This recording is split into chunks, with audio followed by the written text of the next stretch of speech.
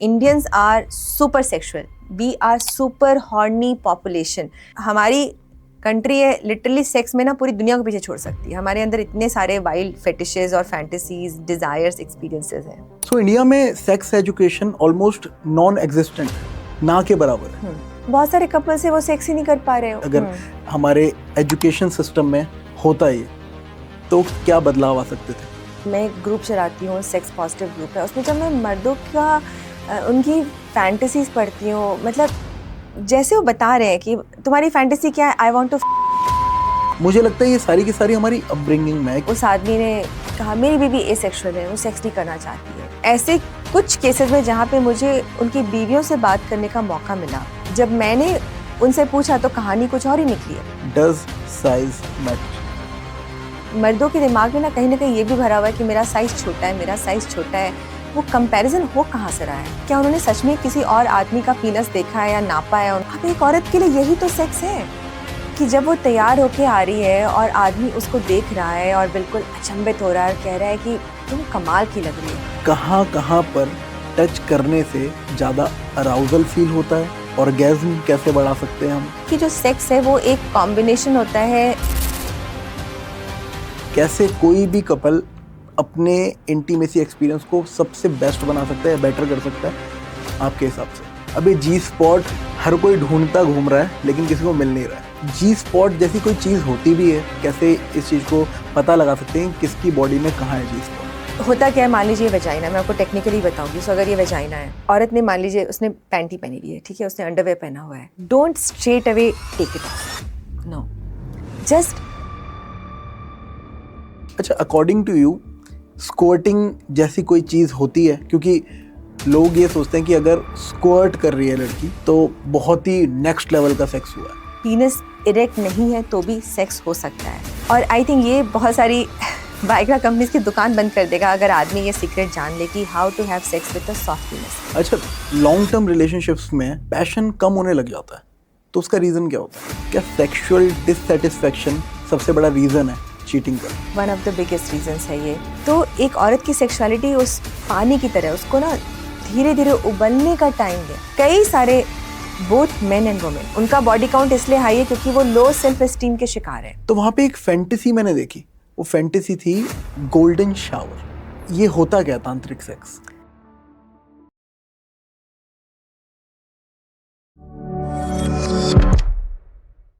India में लोग business, politics और रिलीजन पे ओपनली डिबेट करते हैं, बट एक ऐसा टॉपिक है जिस पे कभी भी कोई बात नहीं करता, या बात करने से शायद शर्माते हैं या डरते हैं. और वो टॉपिक है सेक्स एंड इंटीमेसी. हाँ, सेक्स सेक्स बोला मैंने. आई नो इस वर्ड को सुनकर कुछ कुछ होता है हमारे दिमाग में, लेकिन आज इस पॉडकास्ट में हम इसी की बात करने वाले हैं.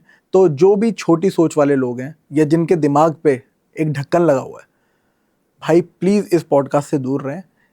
इस पॉडकास्ट को सिर्फ तभी देखें जब आप कुछ सीखना चाहते हैं, जब आप वो मिथ्स जो आप बहुत सालों से अपने दिमाग में लेकर चल रहे हैं या इस सोसाइटी के थ्रू आपके दिमाग में वो बातें फीड करी गई है, आज इस पॉडकास्ट को देखने के बाद वो सारी की सारी बातें आपको झूठी लगेगी. इस पॉडकास्ट को तभी देखें जब आप एजुकेट होना चाहते हैं या जब आप सच में सीखना चाहते हैं कि रियल सेक्स होता क्या है और ऑर्गेज्म कैसे फील किया जाता है. आज की जो हमारी गेस्ट है उनका नाम है पल्लवी बर्नवाल. वो इस टॉपिक की मास्टर है. आपने fitness coaches, business coaches, lifestyle coaches तो सुने होंगे, बट इंटीमेसी कोच आपने शायद पहली बार सुना होगा. तो ये इंटीमेसी कोच हैं और इंटीमेसी को कैसे मास्टर किया जाता है ये आपको सिखाएंगी. और अगर आप अभी तक इस पॉडकास्ट को देख रहे हो तो आई नो कि आप इंटरेस्टेड हो इस पॉडकास्ट को देखने में, तो बहुत कुछ सीखने को मिलेगा, तो इसलिए पूरा एंड तक देखना. Enjoy the podcast. So India में sex education almost non existent है, ना के बराबर है. तो क्या ये भी एक रीज़न है कपल्स के बीच में इंटीमेसी ना होने का? बहुत बड़ा रीज़न है. इनफैक्ट अगर मैं जनरेशन में आज के बच्चों की बात नहीं कर रही हूँ, मैं वयस्क लोगों की बात कर रही हूँ जो कि अपने लेट 20s में हैं, 30s में हैं या फिर 40s में हैं, 50s में हैं. हमारे टाइम पे तो कोई सेक्स एजुकेशन था ही नहीं. हमारी किताबों में सेक्स के नाम पे मुझे याद है प्रेगनेंसी प्रिवेंशन की, प्रेगनेंसी से कैसे बचे उसके बारे में, कॉन्ट्रासेप्शन के बारे में लिखा हुआ था. और वो सब्जेक्ट भी मुझे याद है कितना ऑकवर्डनेस होता था कि ये बहुत अलग सा टॉपिक है, ये सब हर बच्चे को समझ में आ जाता है। तो वैसी मतलब आप एजुकेशन लेके आप बड़े हो रहे हो, फिर आप एक ऐसे रिलेशन में जा रहे हो जहाँ पे सेक्स एक बहुत बड़ा हिस्सा होता है रिलेशनशिप का।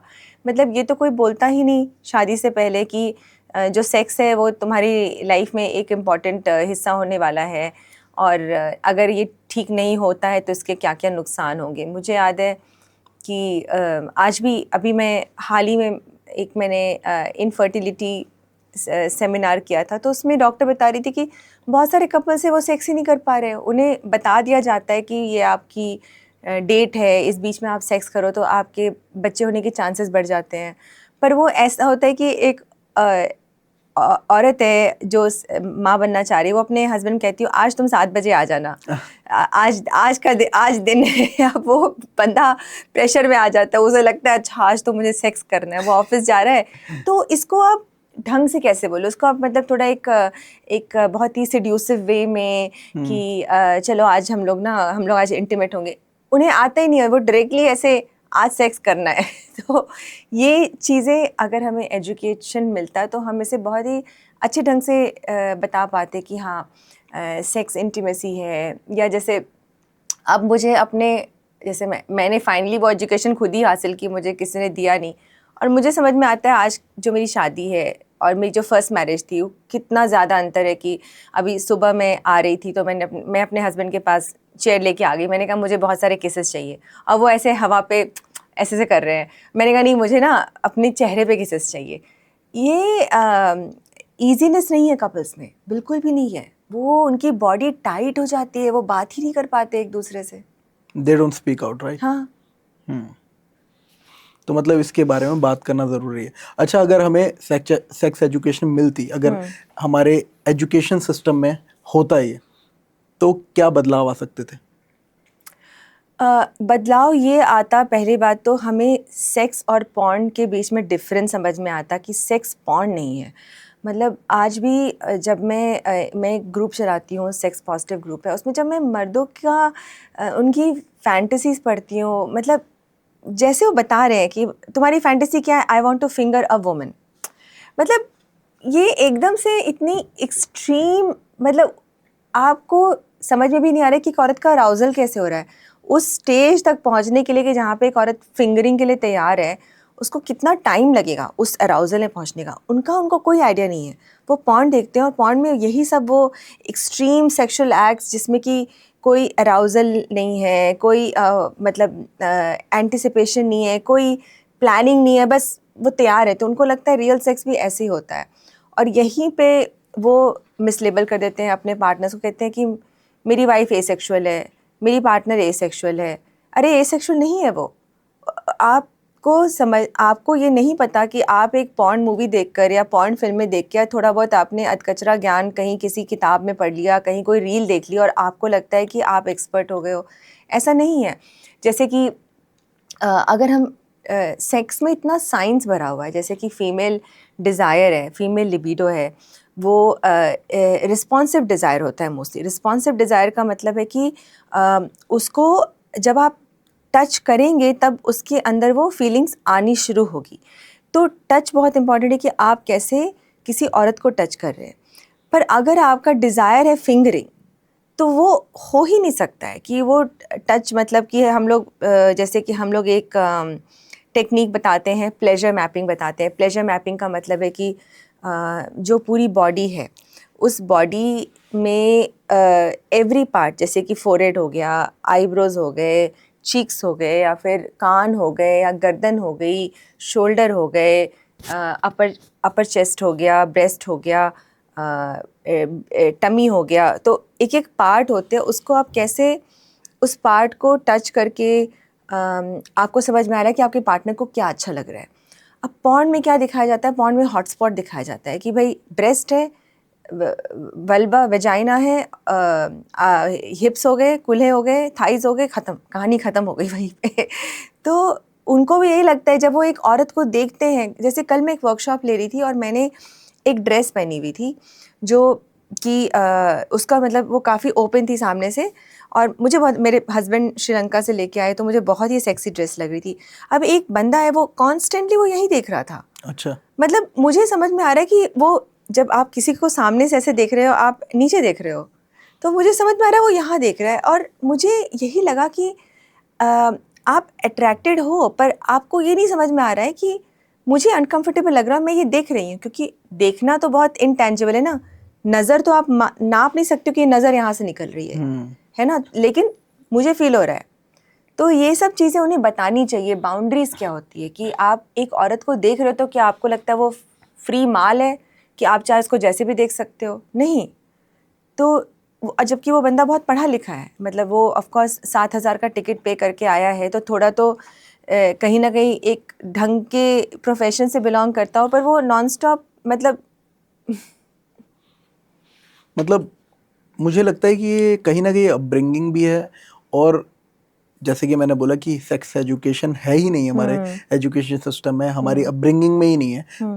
घर वाले भी, जो पेरेंट्स हैं, वो भी इन सब चीज़ों से दूर करते हैं। अगर कोई कभी कहीं पे भी बात होती है इस चीज़ के बारे में, तो बोलते हैं कान बंद कर लो, इस चीज़ को मत सुनो, ये गलत चीज़ है। समझ गए? तो मुझे लगता है ये सारी की सारी हमारी अपब्रिंगिंग में है, कि हमें लड़का और लड़की के बीच का जो डिफरेंस है ना, उस डिफरेंस को इतना ज़्यादा वास्ट दिखा दिया गया है कि एक फीमेल बॉडी, एक फीमेल, जो ज़्यादातर लोग हैं इस दुनिया के, मैं सिर्फ इंडिया की बात नहीं कर रहा हूँ, इस दुनिया के, वो एक फीमेल को सिर्फ एक सेक्स ऑब्जेक्ट की तरह देखते हैं कहीं ना कहीं। हाँ, वो सेक्स ऑब्जेक्ट की तरह देखते हैं, और वो समझते नहीं है कि you need to win her over. Win over मतलब कि आपका कोई कहते हैं बाप का माल नहीं है कि आपने सोचा कि आपको मिल जाएगी तो आपको मिल गई, और आपको नहीं मिली तो उसके अंदर प्रॉब्लम है। You need to put an effort to prove yourself कि you are a good eligible person for her, क्योंकि उनकी जनरली मेन की जो अपब्रिंगिंग हुई है, वो जिस एरा से आए हैं, वहाँ पे एक फीमेल थी, वो फाइनेंशियली डिपेंडेंट होती थी, उसके पास कोई अधिकार नहीं होता था। उसको लगता था कि अगर मैं हस्बैंड के घर से निकाल दी जाऊंगी तो मुझे तो मेरे माँ बाप भी नहीं एक्सेप्ट करेंगे। कहते हैं वो डोली उठती है और फिर अर्थी उठती है, ये वाले माहौल से वो बाहर निकले हैं। और अब उनके सामने जो विमेन है आज के टाइम पे, ज़्यादातर divorce cases are initiated by women. Women are initiating more divorce cases, women are initiating more couple therapy cases कि हमें कपल थेरेपी चाहिए। तो औरतें बदल रही हैं, पर अब टाइम आ गया है मर्दों को बदलने का। They will resist it because they will say अच्छा पहले तो सब सही था। They have to understand women are changing, they are voicing their rights. वो कहती हैं अगर आप ढंग से, आपको बात करनी है आप ढंग से बात करो, क्योंकि उनके अंदर वो फाइनेंशियल फियर नहीं है अब कि तुम मुझे पैसे दे के यू विल फीड मी, जो पहले एक फियर था। तो सेक्स में भी वही बात लागू आती है कि वाई डू थिंक कि आपकी शादी हो गई तो आपको सेक्स मिलेगा। आपको एक अपॉर्चुनिटी मिल रही है, but you have to take it seriously, you have to take sex with a woman seriously. और मैं अभी जैसे मेरे पास एक केस आया था। सो उस आदमी ने कहा मेरी बीवी एसेक्सुअल है, वो सेक्स नहीं करना चाहती है। तो मैंने कहा आपके लिए सेक्स क्या है? तो उसने कहा मेरे लिए सेक्स इंटीमेसी है, क्लोजनेस है, प्लेजर है, लव है। तो मैंने कहा ऑफ कोर्स आपकी बीवी के लिए सेक्स ये सब नहीं है, तभी वो ये नहीं करना चाह रही है। तो आपकी बीवी के लिए सेक्स का क्या मीनिंग है, वो सेक्स को लेकर क्या समझती है? उसने कहा मैंने तो ये कभी अपनी बीवी से पूछा ही नहीं। तो जब वो सेक्स के लिए मना करती हैं, वो क्यों मना करती हैं? मतलब मोस्ट जितने मर्द हैं ना मेरे पास आते हैं एज ए क्लाइंट्स बनकर आते हैं, उनके दिमाग में एक ही वर्जन है, मेरी बीवी सेक्स के लिए मना करती है क्योंकि वो एसेक्सुअल है। लेकिन ऐसे कुछ केसेस में जहाँ पे मुझे उनकी बीवियों से बात करने का मौका मिला, और जब मैंने उनसे पूछा तो कहानी कुछ और ही निकली। अब कहानी क्या निकली है? कहानी निकली है कि एक बार उसने मेरे साथ सेक्स किया और वो पीठ घुमाकर सो गया। अच्छा। तो मुझे इतना यूज्ड फील हुआ, लैक ऑफ इंटीमेसी। हाँ। या मैं चाहती हूँ वो मेरे से बात करे, बैठकर बात करे, वो मेरे से बात ही नहीं करना चाहता है, वो मतलब मेरे साथ बैठना ही नहीं चाहता है। मुझे नहीं अच्छा लगा, मैं चाहती हूँ वो मैं ससुराल गई तो मैं चाहती हूँ कि आप देखो कैसे सेक्स ना नॉन सेक्सुअल चीज़ों से रिलेटेड है। जैसे ये एक फीमेल क्लाइंट है, उसने कहा हम दिवाली पे गए, अपने ससुराल गए, और वहाँ पे उनके ससुराल में क्या रिवाज है कि पहले मर्द खाना खाएंगे फिर औरतें खाना खाएंगी। और ये जो लड़की है, ये एक ऐसे घर से आई है जहाँ पे सब साथ में खाना खाते हैं, पर उनके यहाँ मर्द अलग औरतें अलग, और औरतें बाद में खाती हैं। तो उसको ये चीज़ बहुत ज़्यादा इनइक्वालिटी लगी कि ऐसा क्यों है, हम क्यों नहीं साथ में खाएंगे। तो साथ में इसलिए नहीं खाएंगे क्योंकि दिवाली में वो लोग ड्रिंक करते हैं, तो उनके यहाँ ये गलत माना जाता है कि जब मर्द ड्रिंक कर रहे हैं तो औरतों को भी बैठना चाहिए। तो जब वो बताना शुरू किया उसने, और उसने कहा ये सब कारण है कि मैं उसके साथ इंटीमेट नहीं होना चाहती हूँ, लेकिन उसने मुझे क्या बोला, मेरी बीवी एसेक्सुअल है। आपको क्या लगता है कोई इंसान, कोई पर्सन एसेक्सुअल हो सकता है? एक होता है एक्चुअल एसेक्सुअलिटी जो कि रियल एसेक्सुअलिटी होती है, और एक होता है परसीव्ड एसेक्सुअलिटी। परसीव्ड एसेक्सुअलिटी का मतलब आपको लगता है पर ऐसा नहीं है। Okay. प्लस ज़्यादातर मैरिजेस बच्चा होने के बाद कैसे सेक्सलेस होती हैं। अगर कोई एसेक्सुअल है तो वो सेक्स कैसे कर रहा है फर्स्ट प्लेस में। तो ये एक बहुत बड़ा क्वेश्चन है कि इतनी जो सेक्सलेस मैरिजेस हैं उसमें सभी में एक टिक मार्क तो है ही कि बच्चे हो गए। मैंने आज तक ऐसी कोई सेक्सलेस मैरिज नहीं देखी जहाँ बच्चे नहीं हैं। मैरिज सेक्सलेस कब होना शुरू हुई? बच्चे होने के बाद। तर्क क्या निकलता है आदमी का कि वो तो सेक्स बस हमने किसी तरह किया कि बच्चा होने के लिए किया, पर कोई एसेक्सुअल आदमी बच्चा होने के लिए सेक्स नहीं करेगा। वो एसेक्सुअल है, उसे पता है मैं एसेक्सुअल हूँ, तो वो दे स्टिक बाय इट। बच्चा होने का मोटिवेशन भी एक सेक्सुअल मोटिवेशन है कि मुझे बच्चा चाहिए। तो ये परसीव्ड एसेक्सुअलिटी है। जितनी भी सेक्सलेस मैरिजेस है जहाँ बच्चा है, these are perceived asexuality cases. अच्छा, आपने एक चीज़ बोली थी कि औरतें तो चेंज हो रही है बट आदमियों को भी चेंज होने की ज़रूरत है। व्हाट डू यू थिंक, हम चेंज कैसे कर सकते हैं इनको? चेंज ऐसे कर सकते हैं, बहुत नए स्किल्स हैं सीखना। आसान नहीं है मर्दों के लिए भी, और औरतों का चैलेंज क्या है कि उन्हें एक ऐसा थॉट प्रोसेस है, वो आई हैं कि they see again, they are fearful of man. उनको लगता है कि ये तो डोमिनेट करेगा। या एक ना कहीं मिसट्रस्ट है औरतों के अंदर कि ऐसे होते हैं मर्द, ऐसे होते हैं। तो जब वो कंप्लेन करती हैं तो वो भी एज ए एनिमी ले लेती हैं कि सेक्सलेस मैरिज में मैंने मैक्सिमम केसेस देखा है, आप कंप्लेन करो पर आप अपनी फ्रेंडशिप, अपना रिलेशनशिप मत भूलो कि सामने वाला जो है वो आपका दोस्त है, आपका साथी है, आपका कंपेनियन है, आपका दुश्मन नहीं है। यहीं पे बहुत सारी औरतें जो हैं वो ये भूल जाती हैं कि हमें जिससे कंप्लेन है वो हमारा अपना ही है, तो उसे उस अपनेपन के साथ ट्रीट करें। आप कंप्लेन करें पर अपनापन ना भूलें। तो यहाँ पे औरतों को भी बदलने की ज़रूरत है, क्योंकि वो दुश्मन की तरह ले लेती हैं या वो भागती हैं।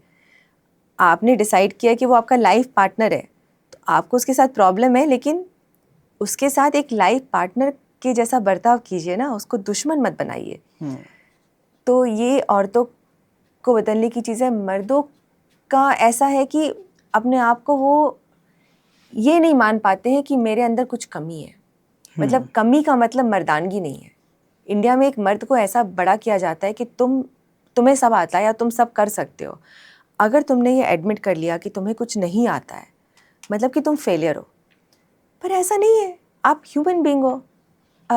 और मैंने ये प्रॉब्लम बहुत सारे मर्दों में देखी है। जैसे अभी मैंने करीब 1 साल पहले मैंने एक हैदराबाद में एक CXO सेशन लिया था, जिसमें सारे नामी बिजनेसमैन, गोल्फर्स, ब्यूरोक्रेट्स, वो पूरा एक क्लब था। सो उन्होंने कहा कि हम एक सेक्स एजुकेशन या कुछ ऐसा सेक्सुअल वेलनेस सेशन चाहते हैं। वो सारे mid-50s में थे, तो successful mid-50s, so called mature age wise ना। लेकिन जब मैंने उससे बात करनी शुरू की तो एक आदमी कहता है कि मैंने पूछा आप क्या चाहते हैं, आप इस मीटिंग से क्या चाहते हैं? क्या मैं चाहता हूँ कि जैसा मैं 25 साल में परफॉर्म करता हूँ वैसा ही मैं करता था, मैं वैसा ही अभी परफॉर्म करना चाहता हूँ। तो ये ऐसी एक्सपेक्टेशंस कि उनके दिमाग में वही परफॉर्मेंस भरा हुआ है, उनके दिमाग में वही भरा हुआ है कि बस मैं बेड पे चढ़ूँ और बस मैं मतलब करामात दिखाऊँ। उनके दिमाग में सेक्सुअलिटी को लेके और कोई विजन नहीं है कि आप अगर 50 साल के हो गए हो और आप चाहते हो कि आप वही 28 साल वाली जो बिल्कुल हॉर्नी फेज़ होता है, आपके दिमाग में वही है कि मैं वो कैसे करूं, मतलब आप लिटरली आप बाल डाई कर रहे हो तो आपको लगता है कि नहीं, आप अब मेरे भी बाल हैं सफ़ेद, मेरे हस्बैंड के भी बाल सफ़ेद है, मैंने डाई नहीं किया अभी तक अपने बालों को। तो मैं ऐसा नहीं कहती हूँ डाई करना गलत है, बट डाई करना इसलिए गलत है कि आपको लगता है आप अपनी एज छुपाना चाहते हो, है ना? इनसिक्योरिटीज। हाँ, तो सेक्स में भी वही इनसिक्योरिटीज़ है। सेक्स में उनको लगता है कि हमें बिल्कुल घोड़े पे चढ़ के एक लड़की के ऊपर सवारी करनी है। नो, सेक्स बहुत ही अलग वो ले सकता है, एक रूप ले सकता है एक सेक्स। जैसे कि आपका 30s में सेक्स लाइफ लोगों को नहीं पता है, 20s की सेक्स लाइफ, 30s की सेक्स लाइफ, 40s की सेक्स लाइफ, 50 की सेक्स लाइफ अलग हो सकती है।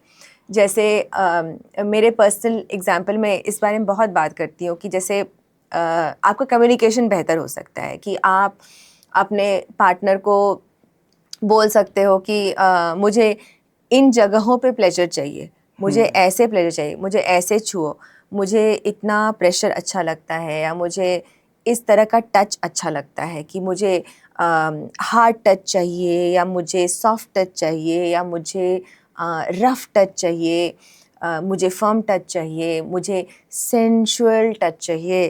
तो ये सब आप खुलकर बोल सकते हैं।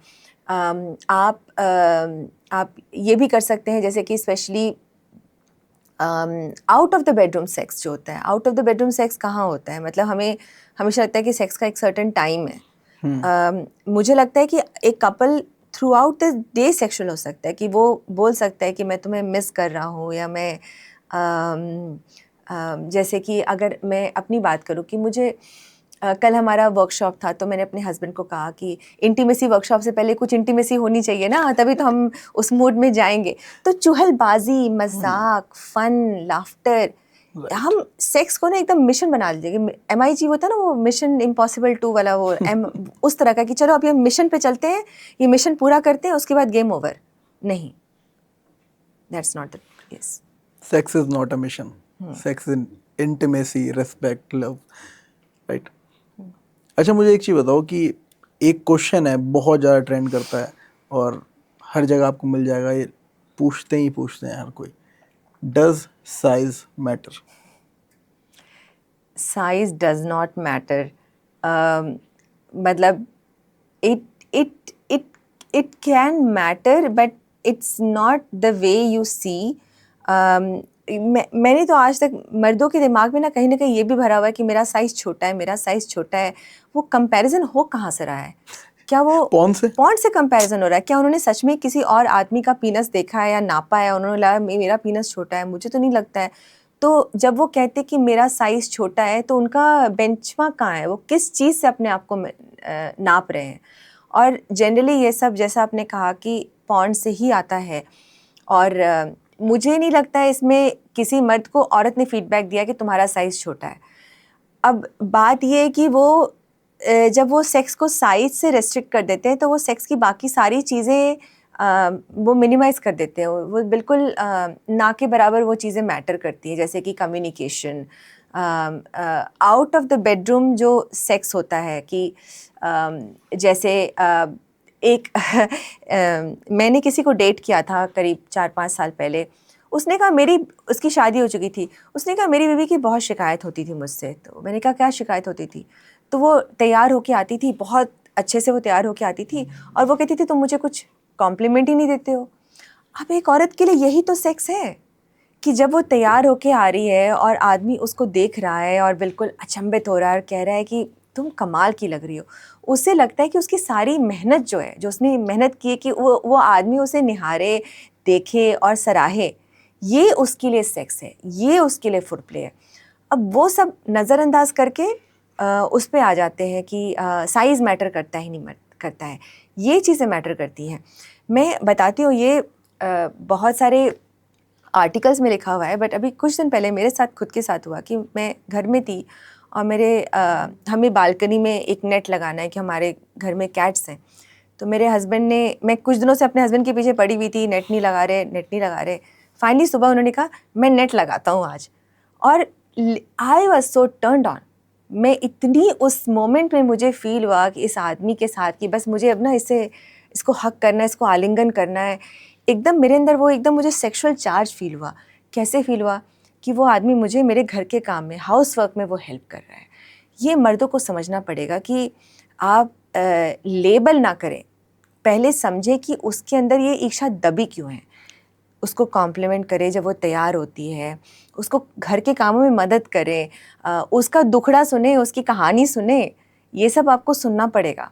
और उससे पूछे, अपने आप को वो कहते हैं तुर्रम खा ना माने कि आप तुर्रम खाओ। क्या आपकी बीवी का फीडबैक आपके लिए है कि भाई मुझे ना दुनिया का सबसे अच्छा पति मिला है, मुझे दुनिया का सबसे अच्छा पार्टनर मिला है। और अगर उसकी शिकायतें हैं तो उसकी शिकायतों में मान लीजिए 95% उसकी वो है, क्रिबिंग है, 5% तो सच होगा। उस 5% को लीजिए और अपने आप पे काम कीजिए। जैसे आप बात करते हो इतना टच ऐसा होना चाहिए, टच सेंशुअल होना चाहिए, किस तरीके से टच करते हैं उस पर बहुत आप बात करते हो। मुझे चीज़ बताओ कि कहाँ कहाँ पर टच करने से ज़्यादा अराउजल फील होता है, ऑर्गेज्म कैसे बढ़ा सकते हैं हम किसी भी रिलेशनशिप में। अगर कोई भी कपल है वो एक दूसरे के साथ इंटीमेट हो रहा है तो वो अराउजल, वो पीक अराउजल पे कैसे पहुंच सकता है? हाँ, तो ये एक मैं बताना चाहूँगी कि बहुत सारे लोगों को ऐसा लगता है कि जो सेक्स है वो एक इंटेंसिटी, क्लाइमैक्स, स्टिमुलेशन, ऐसे ऐसे वर्ड्स में लोग सेक्स को जानते हैं और मेरा भी ऐसा ही मानना था। पर अब मुझे जो पता चला है कि जो सेक्स है वो एक कॉम्बिनेशन होता है स्टिमुलेशन और रिलैक्सेशन का। पीक अराउजल के लिए पीक रिलैक्सेशन होना बहुत ज़रूरी है कि आपकी बॉडी क्या रिलैक्स्ड है।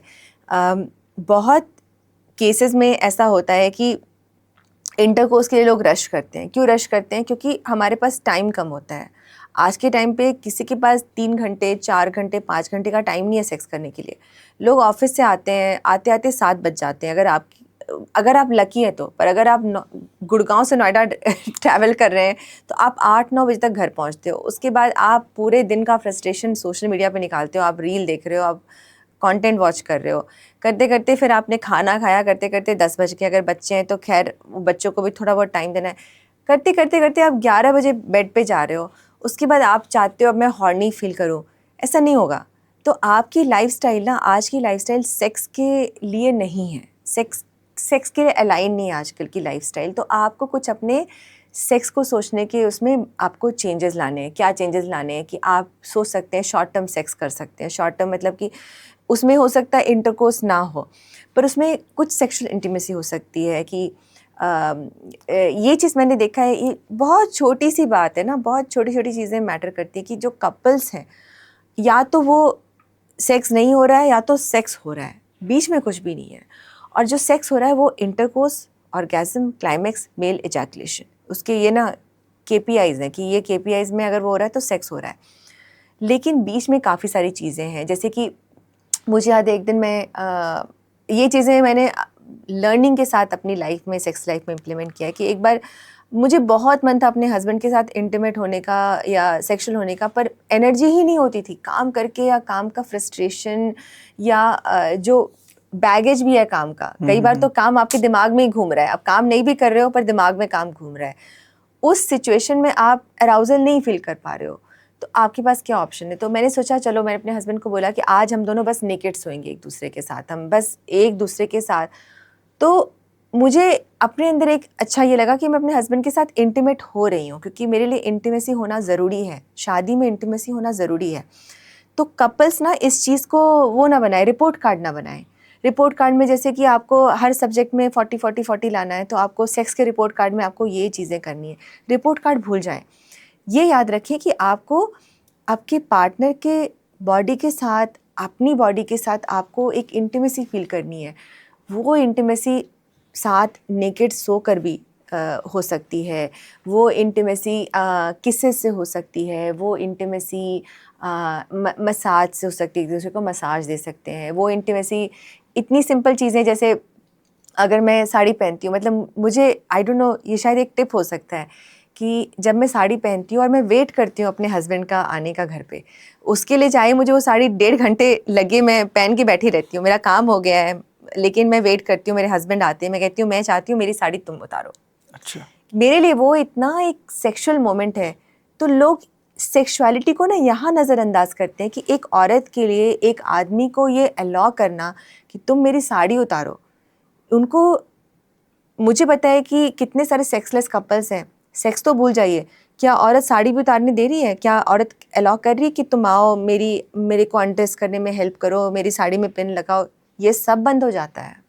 आई डोंट थिंक सो कि जो आदमी है वो भी इतनी कोशिश कर रहा है, बिकॉज एक नॉर्मल मिथ है कि sex is equals to penetration. आप पेनिट्रेट कर रहे हो, इजैकुलेट कर रहे हो, तभी वो सेक्स माना जाएगा, वरना तो वो सेक्स माना ही नहीं जाएगा। बट जो भी चीज़ें आपने बताई है वो बिल्कुल डिफरेंट है। आई थिंक लोगों को बहुत चीज़ें सीखने को मिल रही है इस पॉडकास्ट से। तो अगर आप बहुत सारी चीज़ें सीख रहे हो तो लाइक ज़रूर कर देना इस पॉडकास्ट को और सब्सक्राइब कर देना हमारे चैनल को। अच्छा, तो मुझे एक चीज़ बताओ कि अगर हम स्टेप बाय स्टेप किसी भी, जैसे एक कपल है, कपल इंटीमेट हो रहा है फर्स्ट टाइम, मैं बोलूँगा, चलो हम इसमें एक सिनेरियो ले लेते हैं, ठीक है। एक कपल है, वो फर्स्ट टाइम इंटीमेट हो रहे हैं, स्टेप बाय स्टेप उस इंटीमेट मोमेंट को कैसे बेटर एंड बेस्ट तक लेकर जा सकते हैं? तो ये एक चीज़ वरुण, आपने बहुत अच्छा क्वेश्चन पूछा, क्योंकि जब बेटर और बेस्ट होता है ना, यही लोगों को मतलब आई थिंक ये एक लिमिटेशन बन जाता है कि उनको लगता है बेटर और बेस्ट नहीं। मैं इसको कहती हूँ गुड इनफ। ये हमने पढ़ा है सेक्स थेरेपी करिकुलम में कि गुड इनफ का मतलब है कि it's good, it may not be the best but it's good. क्योंकि बेस्ट जो है तो लाइफ ही बेस्ट नहीं है। लाइफ में अगर आप हर सिचुएशन देखें, सर्कमस्टांस देखें, कोई भी बेस्ट सर्कमस्टांस नहीं, हमेशा कुछ ना कुछ तो कमी रह जाती है, कुछ ना कुछ छूट जाता है। लेकिन ओवरऑल अगर हम उसको एक ढंग से लाइफ चला पा रहे हैं तो वो अच्छी बात है। तो सेक्स को लेके बहुत सारे एक्सपेक्टेशंस ना रखें कि इतनी एक्सपेक्टेशन है। जैसे मैंने कहा कि सेक्स जो है एक body to body, mind to mind, emotion to emotion, बहुत छोटी छोटी चीज़ें हैं। जैसे मेरे पास एक बताया था मैंने कि एक हस्बैंड आया, उसने कहा कि मैं अपनी वाइफ के साथ इंटरकोर्स नहीं कर पा रहा हूँ क्योंकि मैं अपनी वाइफ को बहुत प्यार करता हूँ। तो मुझे एकदम से ये लगा कि ये क्या है कि मैं बहुत प्यार करता हूँ इसलिए मैं इंटरकोर्स नहीं कर पा रहा हूँ। तो क्यों नहीं कर पा रहे हो? इंटरकोर्स से क्या लगता है? इंटरकोर्स वाइल्ड होता है, इंटरकोर्स इंटेंस होता है, वायलेंट होता है। मैं उसके साथ ये काम नहीं कर पा रहा हूँ। तो हर पर्सन इतना यूनिक है, उसके दिमाग में इतनी यूनिक चीज़ें हैं। जैसे एक और मेरी फीमेल क्लाइंट थी, उसने मुझसे बोला, बहुत ही झेपते हुए पूछ रही थी कि पल्लवी, जब मैं बेड पे होती हूँ तो मैं चाहती हूँ मेरे हस्बैंड मेरे को बहुत गंदे गंदे नामों से बुलाएं, वो जो कस वर्ड्स और वो अब्यूज़ करें। हाँ, एब्यूसिव वर्ड्स मैं चाहती हूँ वो मेरे को वर्बली अब्यूज़ करे, और मुझे बड़ा कॉन्फ्लिक्टिंग लगता है इस चीज़ को लेकर। और मैंने कहा कि इट्स ओके, क्योंकि उसे क्लियरली पता है कि वो उसे बेड में चाहती है। वो ये नहीं चाहती कल को बेड से बाहर है उसका हस्बैंड किचन में उसको गालियाँ देना शुरू कर दे। उसके लिए एक स्पेसिफिक मोमेंट है जहाँ पे वो चाहती कि मेरा हस्बैंड मेरे को दुनिया भर की MCBC जो भी बातें हैं वो बोले, सिर्फ बेड पे। हाँ, लेकिन सिर्फ बेड पे। तो ये एक चीज़ मैंने समझी है कि हर इंसान की सेक्सुअलिटी यूनिक है। एक और मेरी क्लाइंट थी, वो साइकोलॉजिस्ट थी, और उसके दिमाग में उसकी इतनी स्ट्रॉन्ग रिलीजियस अपब्रिंगिंग हुई है, उसको इतने, क्योंकि एक तो रिलीजन और सेक्स तो साथ में जाते भी नहीं है। हमने नहीं देखा आज तक कि रिलीजियस टीचर्स या गुरु सेक्स की बात कर रहे हैं, मतलब वो तो इस चीज़ को बिल्कुल प्रोहिबिट करते हैं। बात नहीं करना मतलब का मतलब भी होता है कि आप बात को स्वीकार नहीं रहे हो और बात को सपोर्ट नहीं कर रहे हो। साइलेंस भी वो होता है, रेसिस्टेंस होता है। तो उसकी बहुत ही रिलीजियस अपब्रिंगिंग हुई थी और सिखनी थी वो, और उसने कहा कि पल्लवी, मुझे लगता है जो गुरुद्वारे जाते हैं वो सेक्स नहीं करते हैं। और ये चीज़ के दिमाग में मतलब बहुत ही स्ट्रॉन्ग रिलीजियस वैल्यूज़ थे।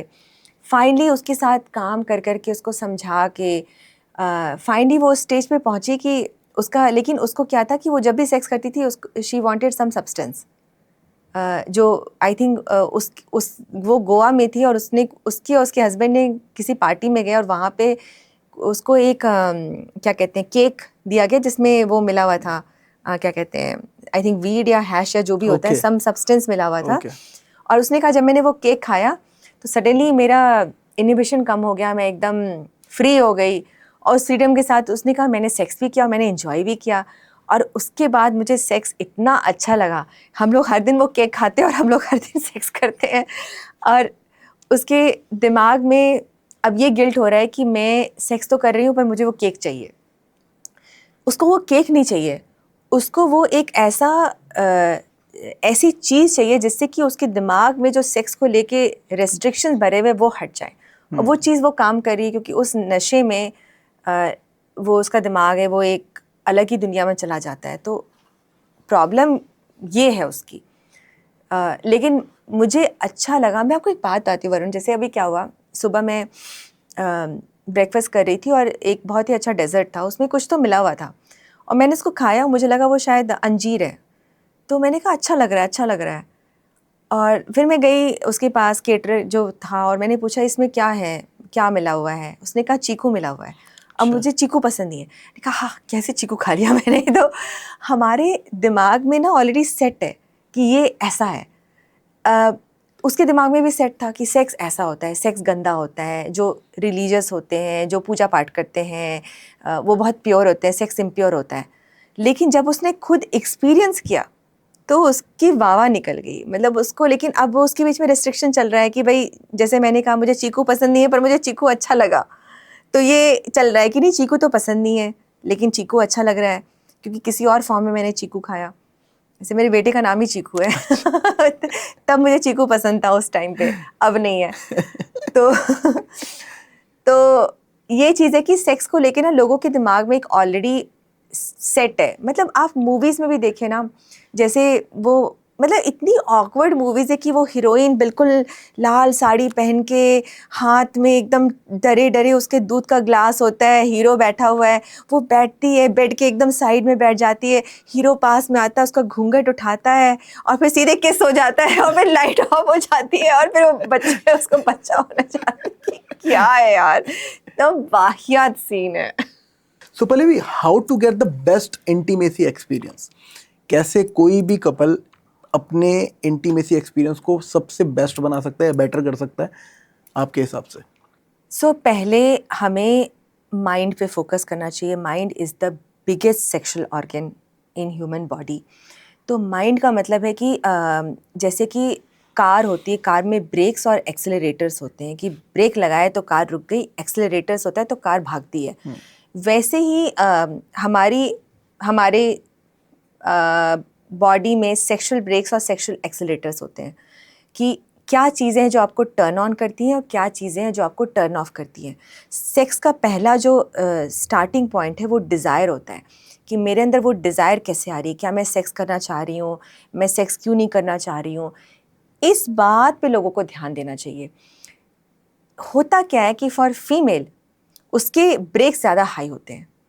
एक लड़की की जो ब्रेक की लिस्ट है ना वो बहुत लंबी होती है और टर्न ऑन्स की लिस्ट बहुत छोटी होती है। ब्रेक से मुझे ये नहीं अच्छा लग रहा है, मुझे ये नहीं अच्छा लग रहा है। टर्न ऑफ बहुत बहुत जल्दी हाँ, टर्न टर्न ऑफ ऑफ उसके ज़्यादा हैं। तो एक औरत को इस बात पे ध्यान देना चाहिए कि उसको क्या चीज़ें सेक्स से दूर कर रही हैं। हो सकता है उसने बचपन में किसी से सुना हो नेगेटिव कंडीशनिंग अबाउट सेक्स की, या तो उसने कभी अपने घर में पेरेंट्स को ही नहीं देखा है। जैसे मेरे एक क्लाइंट हैं, उनकी बीवी सेक्सलेस है and she is a doctor.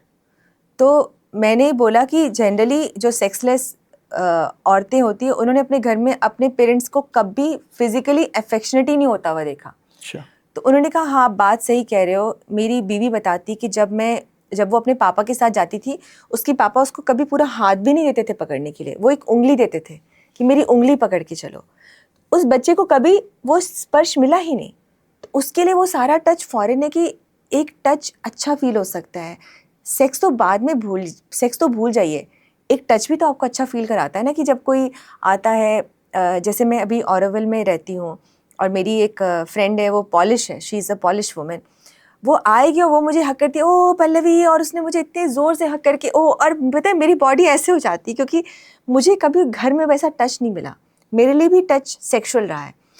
तो ये चीज़ें आपको समझनी होगी कि पहले अपने आप को टर्न ऑन करने के लिए पहले तो आपको अपने ब्रेक समझने होंगे। आपको सेक्स से क्या चीज़ें दूर कर रही हैं, आप सेक्स क्यों नहीं करना चाहते हो, क्या कारण है। मैं सेक्स इसलिए नहीं करना चाहती हूँ क्योंकि मुझे गंदा लगता है सोचकर कि एक पीनस वजाइना में जा रहा है। लोग इतना भी तो बोलें, या मुझे सेक्स इसलिए नहीं अच्छा लगता है कि मैं इस आदमी से खुश नहीं हूँ, ये आदमी मेरे इतने करीब कैसे आ सकता है, लोगों के बहुत सारे होंगे, तो इस पे पहले ध्यान करें, डिज़ायर पे पहले फोकस करें कि टर्न ऑन्स और टर्न ऑफ क्या क्या है। जैसे टर्न ऑन हो सकता है, मैंने बहुत सारे सेक्सलेस कपल्स में ये देखा है कि वो हॉलीडे पे गए, कहीं अच्छी खूबसूरत जगह पे गए, होटल में गए, और कुछ कुछ हुआ है, मतलब घर में तो कुछ नहीं हो रहा पर वहाँ कुछ कुछ हो रहा है, तो this is a turn on कि चेंज इन सेटिंग हो सकती है। आप स्ट्रेस से दूर हैं, जॉब स्ट्रेस से दूर हैं, फैमिली ड्रामा से दूर हैं, तो अपने टर्न ऑन्स और टर्न ऑफ्स पे फोकस करें, number 1। Number 2, affectionate touch. Touch के भी लेवल्स होते हैं। हम जो टच की बात कर रहे हैं, जेनिटल टच की, मतलब जेनिटल इंटरकोर्स, उसके पहले भी बहुत सारे टचेस हैं, जैसे कि अफेक्शनेट टच हो गया कि सिर्फ मान लीजिए सोफे पे बैठे हैं तो सिर्फ नज़दीक बैठ के खाना खाएं, अगर खाना खा रहे तो एक दूसरे की बॉडी टच फील कर रहे हैं, या बातें कर रहे हैं तो करीब आकर बात करें, उस टच को, उस स्पर्श को महसूस करें जो कि सेक्स नहीं है। ये बहुत ज़रूरी है लोगों के लिए समझना कि ऐसे टच को महसूस करें जो सेक्स नहीं है। क्योंकि ये चीज़ मैंने देखी है कि सेक्सलेस मैरिज तो है पर है ही नहीं आपस में, मतलब अगर वो हस्बैंड किसी मीटिंग में जा रहा है, उसको टाई पहनना है, तो वो बीवी पास में आकर उसको टाई पहन के वो सब भी फीलिंग्स नहीं है। या बातें करना तो गोद में बैठ जाना, गोद में बैठ के बात करना, तो ऐसे टच को ज़्यादा महसूस करें जो सेक्स नहीं है, क्योंकि वही आपको सेक्स की तरफ ले जाएगा। थर्ड, ये हो सकता है कि इसको प्रायोरिटी बनाएं। ये अपने आप ही होने वाली चीज़ नहीं है। मतलब हम जो हैं, हमें अगर जिम भी जाना है तो हम जिम के लिए टाइम निकालते हैं, हम डेट डिसाइड करते हैं, अपने आप को अलार्म लगाते हैं रात में सोने से पहले, अपने कपड़े देखते हैं, जिम का शूज़ कहाँ है, मोज़े कहाँ हैं। मुझे अगर मेरे जिम इंस्ट्रक्टर ने मुझे कहा कि तुम आधा घंटा पहले ना तुम कुछ हल्का सा खा लिया करो, तुम बिल्कुल एम्प्टी स्टमक मत आओ। बोलता अच्छा हाँ, मुझे बनाना खाना है। हम इतनी प्लानिंग जिम के लिए करते हैं, सेक्स के लिए हमारी कोई प्लानिंग ही नहीं है। हम चाहते हैं सेक्स ना अपने आप ही हो जाए। आपको सेक्स भी प्लान करना पड़ेगा, उसके लिए आपको देखना पड़ेगा मुझे क्या अच्छा लगता है। मे बी आप ऐसे कपड़े पहने जिससे आपको अच्छा फील हो रहा हो, या आप अपने स्ट्रेस को थोड़ा कुछ टाइम के लिए आप दूर रखें कि हाँ, अगर stress is the number 1 killer of sex life, mental stress. क्योंकि स्ट्रेस से क्या होता है, आपकी बॉडी में जो हार्मोनल सिक्रीशंस होते हैं, कोर्टिसोल, वो आपका लिबिडो ड्रॉप कर देता है। तो आपको देखना है कि सेक्स के पहले आपको एक मूड में आना है, ठीक है। तो उस मूड के लिए आपको क्या क्या चाहिए, हो सकता है आप चाहते हो कि चलो मैं अपने हस्बैंड के साथ कुछ स्नैक्स खा लूँ, या मैं कुछ, मतलब चलो हम लोग साथ में कुछ बहुत लंबी मूवी ना देखें बट साथ में कुछ देखें, कुछ हल्का फुल्का कुछ चीज़ें करें, सेटिंग बनाएं। उस स्पेस में आपको जाना है जहाँ पे आप सेक्शुअल हो सकते हो। अब बिल्कुल मतलब बेडरूम गंदा है, चीज़ें जैसे तैसे हैं, खाना खा के बस बिस्तर पे धम से गिर गए और सेक्स हो। You need to create a space, a setup होना चाहिए। जैसे स्टूडियो का सेटअप है ना, वैसे सेक्स का क्या सेटअप हो सकता है। अपने हिसाब से कुछ कुछ चीज़ें करें। जैसे एक दिन मैंने अपने कमरे में कैंडल्स लगाई थी, या हम लोग इंसेंस स्टिक लगा देते हैं, अगरबत्ती जला देते हैं, एक अच्छी सी खुशबू आ जाती है। या मेरा पर्सनली क्या है, मुझे पर्दे बहुत कलरफुल, तो मैं हर 3 महीने पे पर्दे बदल देती हूँ, रंग बिरंगे कलरफुल पर्दे, या फिर लैम्प जला देती हूँ। तो छोटी छोटी चीज़ों को आपको एक सेटअप बनाना पड़ेगा सेक्स के लिए। फाइनली अगर आपने ये सारे मुकाम पार कर लिया, आपने मूड भी बना लिया, आपने अफेक्शनेट टच भी कर लिया, आपने सेटअप भी कर लिया, अब बारी आती है सेक्सुअल होने की। तो पहली चीज़ क्या है कि आप एक दूसरे को अपने 5 सेंसेस से फील करें। हमारे पास 5 सेंस होते हैं, जैसे आँख, नाक, कान, टेस्ट और टच। ये 5 सेंसेस होते हैं। सेक्स जो है एक सेंसरी एक्सपीरियंस है। तो लोग ना ये भूल जाते हैं। लोग क्या करते हैं, सिर्फ टच सेंस पे फोकस करते हैं। वो भी खैर सेंस नहीं, वो तो बहुत ही स्टिमुलेशन हो गया। टच सेंस का मतलब, जैसे अगर मान लीजिए मेरे हाथ में एक ग्लास है, तो मैं इस ग्लास को फील कर रही हूँ। ये ग्लास जब मेरे हाथ में है तो इस ग्लास का जो मटेरियल है, ये मेरे स्किन पे ना मुझे एक सर्टेन फीलिंग आ रही है। या अभी रूम हल्का सा ठंडा है एसी की वजह से, तो इसमें एक ठंडक मुझे महसूस हो रही है। तो ये होता है सेंसरी एक्सपीरियंस। लोग ना सेंसरी एक्सपीरियंस को स्किप करके सेक्सुअल में पहुंच जाते हैं। तो अपने सेंसेस पे जैसे कि मान लीजिए आपका पार्टनर आपके पास है तो उसको देखें। लोग तो आंखें बंद करके सेक्स करते हैं। हाँ, लाइट बंद कर देते हैं, आंखें बंद कर देते हैं, लाइट बंद कर देते हैं, आंखें बंद कर देते हैं। आंखें खोल कर सेक्स करें। अगर आप आंखें खोल कर सेक्स करेंगे तो आप ज़्यादा अवेयर होंगे और आप सामने वाले को ज़्यादा महसूस कर पाएंगे, उसकी एक एक बारीकी को देखेंगे, उसके बाल कैसे हैं, उसकी आंखें कैसी हैं, उसका चेहरा कैसा है, मतलब आँखों से पहले सेंस ऑफ साइट उससे फील करें। अगर वो बातें तो करें सेक्स के दौरान, कुछ तो बोलें। ये क्या मतलब बिल्कुल मूक फिल्म चल रही है बेडरूम में, तो एक दूसरे से बोले कि अच्छा मुझे ये चाहिए या मुझे ये नहीं चाहिए। मोर इम्पॉर्टेंटली मुझे ये नहीं चाहिए। अभी मेरा 2 दिन पहले मैं और मेरे हस्बैंड हम लोग सेक्स ऑलमोस्ट सेक्स कर ही रहे थे, मतलब हमारे बीच इंटरकोर्स भी हो गया था। बट मुझे सडनली मेरी बॉडी में मुझे ऐसा लगा कि मैं बहुत थक गई थी उस दिन। मैंने कहा कि मुझे लगता है हम आगे तक जा पाएंगे, जबकि हम लोग ऑलरेडी इंटरकोर्स तक पहुंच गए थे। तो उन्होंने कहा ठीक है नो वरीज। तो उसके बाद फिर हमने कडल किया, एक दूसरे को टच किया। ठीक है, सेक्स नहीं हो पाया, सो कॉल्ड इंटरकोर्स हुआ, बट वो इंटरकोर्स आगे नहीं जा पाया। तो लोगों को ना ये भी समझना है कि जब आप सेक्स कर रहे हैं अपने पार्टनर के साथ तो आपको क्या नहीं चाहिए ये भी डिस्कस करें, बताएं क्या चाहिए ये भी बताएं। तो कम्युनिकेशन जो कि हो गया, सेंस हो गया, आँखों से देखें एक दूसरे को, ब्रीदिंग महसूस करें। हल्की हल्की चीज़ें होती हैं, पार्टनर की ब्रीदिंग महसूस करें, पार्टनर कैसे सांस ले रहा है। हम वेट करते हैं वर्बल क्यूज़ के लिए कि वो बोलेगा। नॉन वर्बल क्यूज़ भी तो होते हैं कि क्या वो उसकी सांस ऐसे तो नहीं बहुत तेज़ हो गई है, या वो मतलब उसकी बॉडी ऐसे तो नहीं हो रही, टाइट हो रही है, या वो घबरा रही है। तो ये सब क्यूज़ से अपने पार्टनर को नोटिस करें। टेस्ट होता है, अपने पार्टनर को टेस्ट करें, उसकी स्किन कैसे टेस्ट करती है। तो इन 5 सेंसेस से सेक्स को एक्सपीरियंस करें। Most of the times I am sure 100% sure कि लोग ना इस चीज़ को भूल जाते हैं कि वो सब सेक्स बहुत अनकॉन्शियस होता है। लेकिन सेक्स को कॉन्शियस बनाना, कि कॉन्शियस बनाना का मतलब कि अगर मैं ऐसा नहीं कि बस मैं एकदम बिल्कुल बेहोश हो गई हूँ, जो चल रहा है मुझे एकदम पता ही नहीं चल रहा, नहीं, आप होश में सेक्स करें। लाश ना बने। अब जब इतनी बात हो ही रही है तो एक बहुत ही कॉमन क्वेश्चन है, जी स्पॉट। अभी जी स्पॉट हर कोई ढूंढता घूम रहा है लेकिन किसी को मिल नहीं रहा है। तो जी स्पॉट जैसी कोई चीज़ होती भी है, एग्जिस्ट भी करती है, या अगर होती भी है तो कैसे उसको ढूंढ सकते हैं, कैसे इस चीज़ को पता लगा सकते हैं किसकी बॉडी में कहाँ है जी स्पॉट?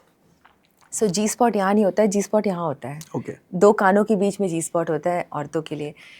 उनके लिए कॉन्वर्सेशंस बहुत मैटर करती हैं, जो कि बहुत ही ज़्यादा डिफ़िकल्ट है, कंसिडरिंग एक आदमी को ऐसे बड़ा किया गया है कि उसको कहा गया है कि अगर तुम मर्द हो इसका मतलब तुम्हारे अंदर फीलिंग्स नहीं होनी चाहिए, अगर तुम्हारे अंदर फीलिंग्स हैं तो तुम मर्द नहीं हो। मैं अपने बेटे की बात करती हूँ जो सिर्फ 13 साल का है, अभी 14th बर्थडे अभी उसका आया है, बट मैं तब की बात करी जब वो 13 साल का था और उसको किसी चीज़ का बुरा लगा और वो ऐसे कर रहा है, मतलब लिटरली वो अपने आंसू रोक रहा है अपने आँखों में। मैंने कहा तुम क्यों रो रहे हो, तुम क्यों नहीं रो रहे हो? नहीं, मुझे रोना नहीं चाहिए, मुझे नहीं रोना चाहिए, I am not suppose to cry. And he was like, ऐसे करके उसने किया। और तब मुझे समझ में आया कि ये तो जेन अल्फ़ा है, मतलब जेन मिलेनियल्स जो हैं उनको तो क्या ही सिखा के भेजा गया है कि, और ये प्रॉब्लम बहुत सारे मर्दों में है कि they are emotionally absent, they don't know how to connect to their emotions. और एक वुमेन के लिए इमोशनल एक्सपीरियंस बहुत इंपॉर्टेंट है सो दैट उसका सेक्शुअल गेट ओपन हो। For a women her gates to open, her heart has to be open. उसका heart आप अपने हार्ट से कनेक्ट करके ही ओपन कर सकते हो। सो ये तो बात जी स्पॉट की है।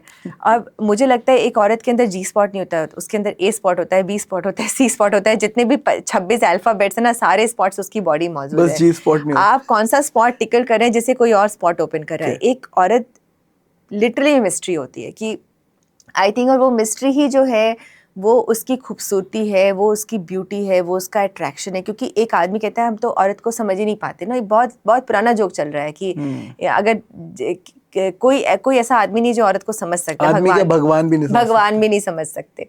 पर मुझे लगता है वो ना समझना ही एक कहीं ना कहीं एक मिस्ट्री क्रिएट करता है कि भाई ऐसी वो है चीज़ की वो उसके मूड स्विंग्स हो जाते हैं, या वो बहुत अनप्रिडिक्टेबल है, या बहुत ही सीक्रेट टाइप है। सो उस चीज़ को सेक्स में एक थ्रिल होता है। एक मैं आपको एक एग्जांपल बताती हूँ। मेरे पास एक कपल आया था, तो उसको सेक्सलेस इश्यूज चल रहे थे उनके। उनके बीच लिबिडो का प्रॉब्लम नहीं था। उनके बीच प्रॉब्लम क्या था कि वाइफ जो है वो एक रेस्टोरेंट रन कर रही थी, हस्बैंड जो है वो अपने जॉब में था, एंड बहुत ही हाई प्रेशर जॉब था। मतलब बिजनेस तो हाई प्रेशर होता ही है। सो वो उनको समझ में नहीं आ रहा था कि हम सेक्स करें कैसे। वो इतने टायर्ड, थके, और वो एक दूसरे से बहुत प्यार करते थे। तो मैंने उनको एक फैंटेसी सिचुएशन दी कि मैंने कहा कि मैंने एक एग्जांपल दिया। मैंने कहा एक शिप है, ठीक है, उस शिप में एक पायरेट है, एक कैप्टन है और एक मिस्ट्रेस है। सो अब आगे की कहानी बताओ, बिल्ड ऑन दैट फैंटेसी। तो एक आदमी ने बोला कि मैं कैप्टन हूँ और मैं मिस्ट्रेस के साथ मतलब वो कर रहा हूँ जो भी है। औरत ने क्या बोला, मैं पायरेट हूँ, मैं कैप्टन को बांध दूंगी और कैप्टन को फेंक दूंगी और मैं मिस्टर के साथ शिप को टेक ओवर कर लूंगी। मतलब एक मुझे ना बहुत उसका, और जिस तरह से वो बता रही थी और जिस तरह से वो हंसना शुरू कर दिया उसने कि मैं तो कैप्टन को ही मतलब शिप से बाहर कर दूंगी और मैं शिप टेक ओवर कर लूंगी और मैं मिस्ट्रेस को साथ में ले लूंगी। और आदमी ने कहा कि स्ट्रेट फॉरवर्ड मैं अफेयर कर लूँगी, ऑलरेडी वो मिस्ट्रेस है। तो मुझे लगा कि जो औरत का जो रूट होता है ना, मेंटल रूट होता है, वो सीधा नहीं होता है, वो थोड़ा घुमा कर टेढ़ा मेढ़ा ऐसे होता है। और उस चीज़ को आपको अपील करना है कि सो आई फील कि एक आदमी को जी स्पॉट, लेकिन फिर भी मैं, क्योंकि ये क्वेश्चन बहुत बार पूछा जाता है। सो होता क्या है, मान लीजिए वेजाइना, मैं आपको टेक्निकली बताऊंगी। सो अगर ये वेजाइना है, सो बिफोर रीचिंग जी स्पॉट, अगर उस औरत ने, मान लीजिए उसने पैंटी पहनी हुई है, ठीक है, उसने अंडरवेयर पहना हुआ है, don't straight away take it off, no, just उसके ऊपर just caress your hands, just caress it. उसको आपको इतना उसको टच करना है, but you are patient. Unfortunately most man, उनको पॉर्न ने पेशेंस नहीं सिखाया है। वो क्या करते हैं, अगर उनका हाथ सपोज वहाँ पे पहुँच गया, अंडरवेयर पहुँच गया, नेक्स्ट थिंग है you will take it off and you are thinking कि हाँ उसने मुझे परमिशन दे दी है, ऑफ कोर्स सब कुछ कंसेंट के साथ हो रहा है, तो मैं उसको अंडरस कर रहा हूँ। उस टाइम पे अगर आप पहुँच पा रहे हैं and she is just wearing, she is in undies, आपको उसके अंडीज़ नहीं उतार रहे हैं, you have to just caress it, caress on the top, keep caressing, keep touching, keep waiting until she cannot hold it any longer. उसके अंदर ऐसी बेचैनी आनी चाहिए कि ये आदमी बढ़ नहीं रहा है। Literally, I'm sorry, you can mute it. सारा बढ़ क्यों नहीं रहा है ये आदमी? And she is under so much of this कि उसकी anticipation इतनी build हो रही है और वो आदमी अपने patience में है. He's just caress. He's teasing. वो उस औरत को टीज कर रहा है and she is like, because maybe she is so use to man just go from point 1 to point 2 to point 3 कि वो पॉइंट 1 से पॉइंट 2 नहीं बढ़ रहा है, and then she is can you take it off, and that is the time जब उसका arousal peak पे होगा। तो पीक अराउजल करने के लिए आपको डेलिबरेटली एक रिस्ट्रेन लाना पड़ेगा, आपको एक हल्का सा पॉज देना पड़ेगा जिसमें वो बेचैन हो रही है, आपको उसके बेचैनी का वेट करना पड़ेगा। ओके अच्छा, अकॉर्डिंग टू यू स्क्वर्टिंग जैसी कोई चीज़ होती है? क्योंकि लोग ये सोचते हैं कि अगर स्क्वर्ट कर रही है लड़की तो बहुत ही नेक्स्ट लेवल का सेक्स हुआ है, मतलब लड़की बहुत ज़्यादा ऑर्गेज़्म उसको मिला है, बहुत ज़्यादा अराउजल मिला है, बहुत बढ़िया सेक्स हुआ है, ऐसा लगता है हमको। तो स्क्वर्टिंग होती है? मैंने सुना है मर्दों को बात करते हुए, मैंने कुछ औरतों को भी ब्रैग करते हुए देखा है, बट ऐसा नहीं है, ऐसा है कि हर बॉडी नहीं करती है और इट्स ओके, यू नो। ये कोई बेंचमार्क, मैंने कहा ना, जैसे कि अगर सेक्स का रिपोर्ट कार्ड है तो उसमें स्क्वर्टिंग भी होती है, मुझे तो रिपोर्ट कार्ड ही फेंक देना चाहिए कि ये चीज़ों से सेक्स सक्सेसफुल होता है और ये चीज़ों से सेक्स फेलियर होता है। क्योंकि होता क्या है कि जब आप एक रिपोर्ट कार्ड पे जा रहे हैं ना, और अगर आप रिपोर्ट कार्ड नहीं मीट कर पा रहे हो, तो आपको अपने अंदर बहुत बड़ा डिसअपॉइंटमेंट होता है कि आप वहाँ तक नहीं पहुँच पाए। तो मेरी सेक्स लाइफ में तो कोई रिपोर्ट कार्ड नहीं है। सो अभी मैंने हाल ही में एक रील किया था और मैंने रील में ऐसे ही बोला, मैंने कहा मुझे याद नहीं कि मैंने और मेरे हस्बैंड ने कब लास्ट इंटरकोर्स किया है, लेकिन हम लोग हर दिन सेक्सुअल होते हैं, हर दिन। In fact through out the day हम लोग सेक्सुअल होते हैं, हमारे किसेस बहुत ज़्यादा होते हैं, हमारे हग्स, टचेस, छूना। जैसे मैं हम लोग साथ में ही काम करते हैं और एक सोफ़ा है, मान लीजिए लंबा सोफ़ा है, हम सोफ़े में बैठ के काम करते हैं और मैं बैठी हुई हूँ और मेरे हस्बैंड सामने बैठे हैं और मेरा पैर है, मैं अपने पैर से उनका, जहाँ पे उनकी जो उन्होंने ट्राउजर्स पहने हैं उनका पीनस ऊपर से ही मैं सहलाती हूँ। एंड ही इज़ लाइक, हम लोग कुछ इंपॉर्टेंट डिस्कशन कह रहे हैं अब मैं सोच नहीं पा रहा हूँ, अच्छा। अब मेरा दिमाग काम करना बंद हो गया है। तो ये तो हमारे बीच इतना ज़्यादा है, ये इसलिए है क्योंकि मेरे दिमाग में कोई सेट टेम्पलेट नहीं है, ये होगा तो सेक्स होगा, anything can go. Like morning में अभी हम लोग ब्रेकफास्ट कर रहे थे और मेरे पास एक बनाना था और मैंने अपने हस्बैंड को बनाना दे दिया। मैंने कहा now you have 2 bananas, so he started laughing. और मुझे ये चीज़ें पर्सनली अपनी लाइफ में पसंद है और ये मैं दूसरों के सेक्स लाइफ में ये मिसिंग पाती हूँ। तो अगर आप स्क्वेटिंग कर रहे हैं, वेल ग्रेट, अगर आप नहीं कर रहे हैं तो भी ग्रेट है। What I would like to focus on is something called as lubrication, which is wetness, vaginal wetness. एक वेजाइना जब अराउज होता है तो होता क्या है कि वेजाइना में ब्लड वेसल्स होते हैं। मैं थोड़ा साइंस बताऊंगी यहाँ पे। वेजाइना में ब्लड वेसल्स होते हैं, पूरी बॉडी में ब्लड वेसल्स होते हैं। वेजाइनल ब्लड वेसल्स में एक स्पेशल लॉक होता है जो बॉडी में नहीं होता है। मतलब अगर आपकी जो धमनियाँ होती हैं, जो आपकी नसें होती हैं, उसमें ब्लड जा रहा है, आगे पीछे फ्लो कर रहा है। वेजाइना की जो ब्लड वेसल्स है उसमें एक स्पेशल लॉक होता है। तो जब ब्लड जाता है अंदर और वुमेन अराउज होती है तो वो लॉक हो जाता है, टक ऐसे लॉक हो जाएगा। तो वो सारा ब्लड वहीं पे स्टोर होता है क्योंकि वो बहुत अराउज है। उससे क्या होता है कि उसका वेजाइना धीरे धीरे एक्सपैंड होता है। उसको हम लोग कहते हैं एनगॉर्ज। एनगॉर्ज मतलब समझिए कि एक नदी है जहाँ पे फ्लड हो गया है। बहुत रील्स भी आती है ना कि एक वुमेन जब होती है तो बिल्कुल बाढ़ आ जाती है, लिटरली वेजाइना में बाढ़ आ जाती है और उससे वो लुब्रिकेट करती है, वहाँ पे सिक्रीशंस आने शुरू हो जाते हैं because vagina is like oh yeah I am feeling great, I am feeling great. So that is something that women should look for lubrication. हालांकि ये भी नहीं होता है हर बार। So you need to use lube, like lube या फिर कोकोनट ऑयल। बट अगर आप कॉन्डोम यूज़ करें तो आप ऑयल यूज़ नहीं कर सकते हैं। बट अगर आप मोनोगमस कपल हैं और आप वो चीज़ मतलब आई एम लाइक कि अनप्रोटेक्टेड सेक्स, अगर आप एक दूसरे के साथ सेक्शुअली कमिटेड हैं, लॉयल हैं, हेल्दी हैं, so go ahead. So lube is your good friend, have lube, use a lot of lube. उसमें ल्यूब में ना ये नहीं होना चाहिए इतना लगा रहे, भर दो, बिल्कुल वेजाइना को भर दो ल्यूब से। सो ये चीज़ें हैं कि women should feel comfortable. Secondly, अच्छा, कौन सा ल्यूब यूज़ करना चाहिए? मतलब 2 टाइप के होते हैं I think so, liquid and कोई सो अलग बेस होता है उसका शायद। सो वाटर बेस्ड ल्यूब होता है और एक होता है सिलिकॉन ल्यूब्स होते हैं। वाटर बेस एंड हाँ, सिलिकॉन ल्यूब्स होते हैं, वाटर बेस्ड ल्यूब होते हैं। अपनी अपनी प्रेफरेंस है कि आप क्या यूज़ करना चाहते हैं। पर्सनली मेरे लिए I use water based lube. मतलब एक दिमाग में ये भी है कि water, I don't want to use chemicals. So chemicals loaded lube ना लें। बहुत सारे ल्यूब्स हैं, उनकी इंग्रेडिएंट्स चेक करें कि वो कितने केमिकल हैं और फील करें जब आप वो ल्यूब अपने स्किन पे लगा रहे हैं, जो भी देख रहे हैं एज अ वुमेन आप लगा रहे हैं, तो how do you feel? So does it make you feel like lube should make you feel like वो lube में ही इतना क्योंकि वो स्लिपरी होता है, वो वेट होता है, it's comfortable for your vagina. So पहली चीज़ तो अपनी गट फीलिंग नोटिस करें कि आपको कैसा लग रहा है। एक और चीज़ मैं बताना चाहूँगी जो बहुत सारे कपल्स मिस कर रहे हैं कि वाई पेनिट्रेशन और intercourse is man's job, why it can not be women's job. ये चीज़ें मैंने पढ़ी थी। एक डायना रिचर्डसन ने, उन्होंने अपनी किताब में लिखा है सॉफ्ट पीनस इंटरकोर्स, कि इंटरकोर्स सॉफ्ट पीनस के साथ कैसे किया जाए जब पीनस हार्ड ही नहीं है। क्योंकि ये तो लोग सोच ही नहीं सकते कि कैसे ऐसा हो सकता है। और आई थिंक ये बहुत सारी वाइग्रा कंपनीज की दुकान बंद कर देगा अगर आदमी ये सीक्रेट जान ले कि how to have sex with a soft पीनस।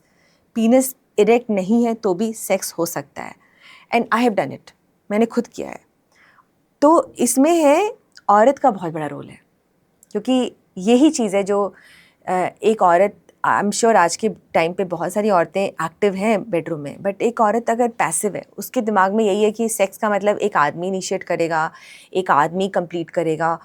और मैं आज भी देखती हूँ, बहुत सारी यंग लड़कियों से मैं मिलती हूँ, 28 साल 27 साल, they still have this myth कि एक आदमी है, दैट्स अ मैन जॉब। हाँ, सेक्स का दारोमदार एक आदमी पे है। बट सॉफ्ट पीनस इंटरकोर्स के लिए एक औरत को चार्ज लेना पड़ेगा। So basically she has to keep her hands in a scissor like position, this is the scissor position, and इसके बीच में she takes the penis and then she guides it and she keeps her legs open. उसने अपने legs अच्छे तरह से उसने open किया है कि उसका पूरा वेजाइनल एरिया एक्सपोज दिख रहा है, and she is taking it inch by inch. ऐसे नहीं कि बस अंदर डाल दिया, no, inch by inch. 1 inch इतना होता है ना, 1 इंच, 2 इंच, 3 इंच, इसको धीरे धीरे धीरे धीरे आपको अपनी बॉडी में गाइड करना है, and then you have to be comfortable while you are doing it. इसलिए अगर आप मिशन की तरह ले रहे हैं कि मेरे को करना नहीं, you are just hanging out with the penis, you are hanging out. जैसे दो दोस्त जब हैंग आउट करते हैं तो वो सिर्फ हैंग आउट करते हैं ना, वो ऐसा नहीं सोचते कि मुझे ये करना है। So start hanging out in the bedroom. अच्छा, लॉन्ग टर्म रिलेशनशिप्स में, मैरिजेस में पैशन कम होने लग जाता है, तो उसका रीज़न क्या होता है? ये बहुत सारे लोगों के अंदर मिथ है। इनफैक्ट कल ही जब मैं वर्कशॉप ली थी और किसी ने मुझे कहा कि लॉन्ग टर्म रिलेशनशिप में पैशन तो कम हो जाता है, मैंने कहा ये मिथ है, ये बहुत बड़ा मिथ है। आपके पास पैशन की रेसिपी नहीं है, कुक बुक नहीं है पैशन की, कि पैशन कैसे क्रिएट किया जाए। पैशन की खैर बहुत सारे इंग्रेडिएंट्स हैं। एक इंग्रेडिएंट मैं बताऊंगी पैशन का इंग्रेडिएंट क्या है, मिस्ट्री। हमारे अंदर, हमारे दिमाग में ये है कि हमने अपने पार्टनर को पूरा जान लिया है, उसके अंदर कोई मिस्ट्री बची ही नहीं है। ऑफ कोर्स इतने साल रह गए हैं, क्या ही बची होगी। आप अपने पार्टनर को कभी पूरा नहीं जान सकते हो। एक आपके पार्टनर की हमेशा एक प्रेफरेंस होगी, एक चॉइस होगी जो आपसे मैच नहीं करती है। तो वो जो फ्रिक्शन है ना, उसको क्यूरियोसिटी में बदल दीजिए कि ये जो पर्सन है, इसकी अपनी एक इंडिपेंडेंस है, इसकी अपनी एक फ्रीडम है, इसकी एक अपनी सोच है, और उस चीज़ को यूज़ कीजिए एज एन ऑब्स्टिकल। ये मुझे पता नहीं था कि डिज़ायर जो है, डिज़ायर आने के लिए एक ऑब्स्टिकल होना चाहिए, कि आप उस ऑब्स्टिकल को पार करके डिज़ायर की तरफ बढ़ रहे हैं। जैसे यहाँ पे आपको डेलिबरेटली ऐसे गेम्स खेलने चाहिए, नॉट माइंड गेम्स बट ऐसे गेम्स खेलने चाहिए जैसे कि आप कुछ ऐसा अपने पार्टनर के बारे में जान रहे हैं, आप शेयर करें जो आपके पार्टनर को पता नहीं है। और यहीं पे तो लोग सेफ़ खेलना शुरू कर देते हैं। लोग इतना सेफ़ खेलते हैं अपने रिलेशनशिप में कि लोग रिलेशनशिप को बिल्कुल रिस्क फ्री जोन रखते हैं। प्लेजर के लिए रिस्क चाहिए, आपको वो रिस्क लेना पड़ेगा। जैसे मुझे याद है कि मैंने अपने मैरिज में एक रिस्क मैंने ये लिया था कि मैंने कहा कि जॉन सच में बताइए कि क्या शादी के बाहर अट्रैक्शन पॉसिबल नहीं है क्या? आप अट्रैक्ट हो सकते हैं ना? भाई मैं, एक बेकरी है, मैं जाती हूँ वहाँ पे ऑरोविल में, वो बेकरी में बहुत सारे लोग आते हैं, फॉरेनर्स आते हैं, इन टूरिस्ट आते हैं, और बहुत तरह के हैंडसम मैन, कोई बहुत पेंटर होगा, कोई कुछ होगा। So I see and some of them I feel like they look nice, they are like, मैं देखती हूँ एक्चुअली, मान लो तो अगर मैं शादीशुदा तो क्या मैं देख नहीं सकती? और मैं देख रही हूँ तो क्या मैं अपने हस्बैंड को ही बता सकती हूँ? तो मैंने बोला कि you know I found that person physically attractive, physically attractive लगा मुझे वो, और मैंने उसको देखा, और मुझे पता है कि मेरी बाउंड्री है ये शादी में, तो ऑफ कोर्स मैं आगे जाके नहीं करूँगी, बट मैंने अपनी आंखें सेकी उस दिन तो मैंने कहा तुम्हारे साथ भी होता है? उसने कहा हाँ। तो एक टाइम के लिए तो मेरे को झटका भी लगा कि अच्छा क्या, कैसी लड़की होगी, क्या होगी, क्या वो बहुत यंग होगी, मतलब यू नो अनफॉर्चुनेटली हमारा दिमाग है ऐसा, वल्नरेबल हो जाता है। बट ये कितना अच्छा है कंपेयर टू इसके कि आप लॉयल हस्बैंड बने हुए हो, आप लॉयल वाइफ बने हुए हो, और आपके दिमाग में 10 तरह की चीज़ें चल रही हैं जो आपके पार्टनर को पता नहीं है। क्योंकि लोग ना रिस्क लेना नहीं चाहते। लोगों को लगता है कि अगर मैं रिस्क लूँगा तो मेरी शादी खतरे में पड़ जाएगी। पर आपकी शादी खतरे में इसलिए पड़ रही है कि आप रिस्क नहीं ले रहे हो। आपको ज़रा सा लो, मतलब एक कहते हैं आधा चम्मच का रिस्क लो, नमक के बराबर का रिस्क लो। आप शादी जो सब्ज़ी होती है उसमें जब आप नमक डालते हो, आप बाल्टी भर नमक नहीं डालते हो, आप इतना सा नमक डालते हो, बट वो काम कर जाता है, वो उसका स्वाद बढ़ा देता है। तो आपको अपनी मैरिज में, जैसे सॉरी टू से बट मैं जो इंटीमेसी वर्कशॉप्स रन करती हूँ, काफ़ी सारी वर्कशॉप्स में आदमी लोग आते हैं, वो अपनी वाइफ से झूठ बोल के आते हैं। अच्छा। वो कहते हैं हम योगा करने जा रहे हैं, योगा शिविर जा रहे हो, यहाँ पहुँच जाते हैं। आपको किस बात का डर है? अगर आप कह रहे हो अपनी वाइफ को कि मैं इंटीमेसी वर्कशॉप में जाना चाहता हूँ, तुम चलोगे? मैं नहीं जाऊँगी। ठीक है, मैं जा रहा हूँ। क्यों? आपके अंदर वो चोर क्यों है? तो ये कई सारी जो चीज़ें हैं जो हम छुपा के रखते हैं अपने पार्टनर से, अगर हम वो बताएंगे तो घर्षण हो सकता है, क्रिएट हो सकता है, बट वो घर्षण एक, इसी के लिए ट्रस्ट बहुत ज़रूरी है एक दूसरे पे, कि मैं अपने पार्टनर को ट्रस्ट करता हूँ कि मैं ये चीज़ बता पाई कि हाँ मैंने देखा फिजिकली अट्रैक्टिव। अब अगर मेरा पार्टनर मेरी उस वल्नरेबिलिटी का फ़ायदा उठाता है कि मुझे पता है तुम तो कहीं भी शुरू हो जाती हो, मुझे कितना बड़ा झटका लग सकता है, मैं आगे बताऊंगी ही नहीं। तो अपनी पार्टनर की वल्नरेबिलिटी को एक गिफ्ट समझिए कि आपका पार्टनर आपसे शेयर कर रहा है कि जैसे अभी मेरे पास एक क्लाइंट थे, चेन्नई के क्लाइंट थे, उन्होंने कहा मेरे और मेरी वाइफ के बीच में बहुत अच्छी सेक्स लाइफ है, हम लोग रोज़ ही सेक्स करते हैं। खैर वो तो बहुत ही अनबिलीवेबल लगा कि रोज़ सेक्स कर रहे हैं, लेकिन मैं अपनी एक फ्रेंड है, मैं उससे बहुत ज़्यादा अट्रैक्टेड हूँ, मेरे दिमाग में उसके बारे में रात दिन ख्याल आ रहा है। अब उसकी बीवी को कुछ पता ही नहीं उसके बारे में, पर ख्याल आ रहा है, वो सोच, हो सकता है उसकी फ्रेंड में उसको कोई ऐसी बात दिखी जो उसे अच्छी लगी, कि मान लो वो बहुत हंसती है या वो बहुत नॉटी है। ये गलत कहाँ से है? आप ये डिस्कस कर सकते हैं कि मेरी एक फ्रेंड है, वो बहुत नॉटी है, मुझे बहुत अच्छा लगा।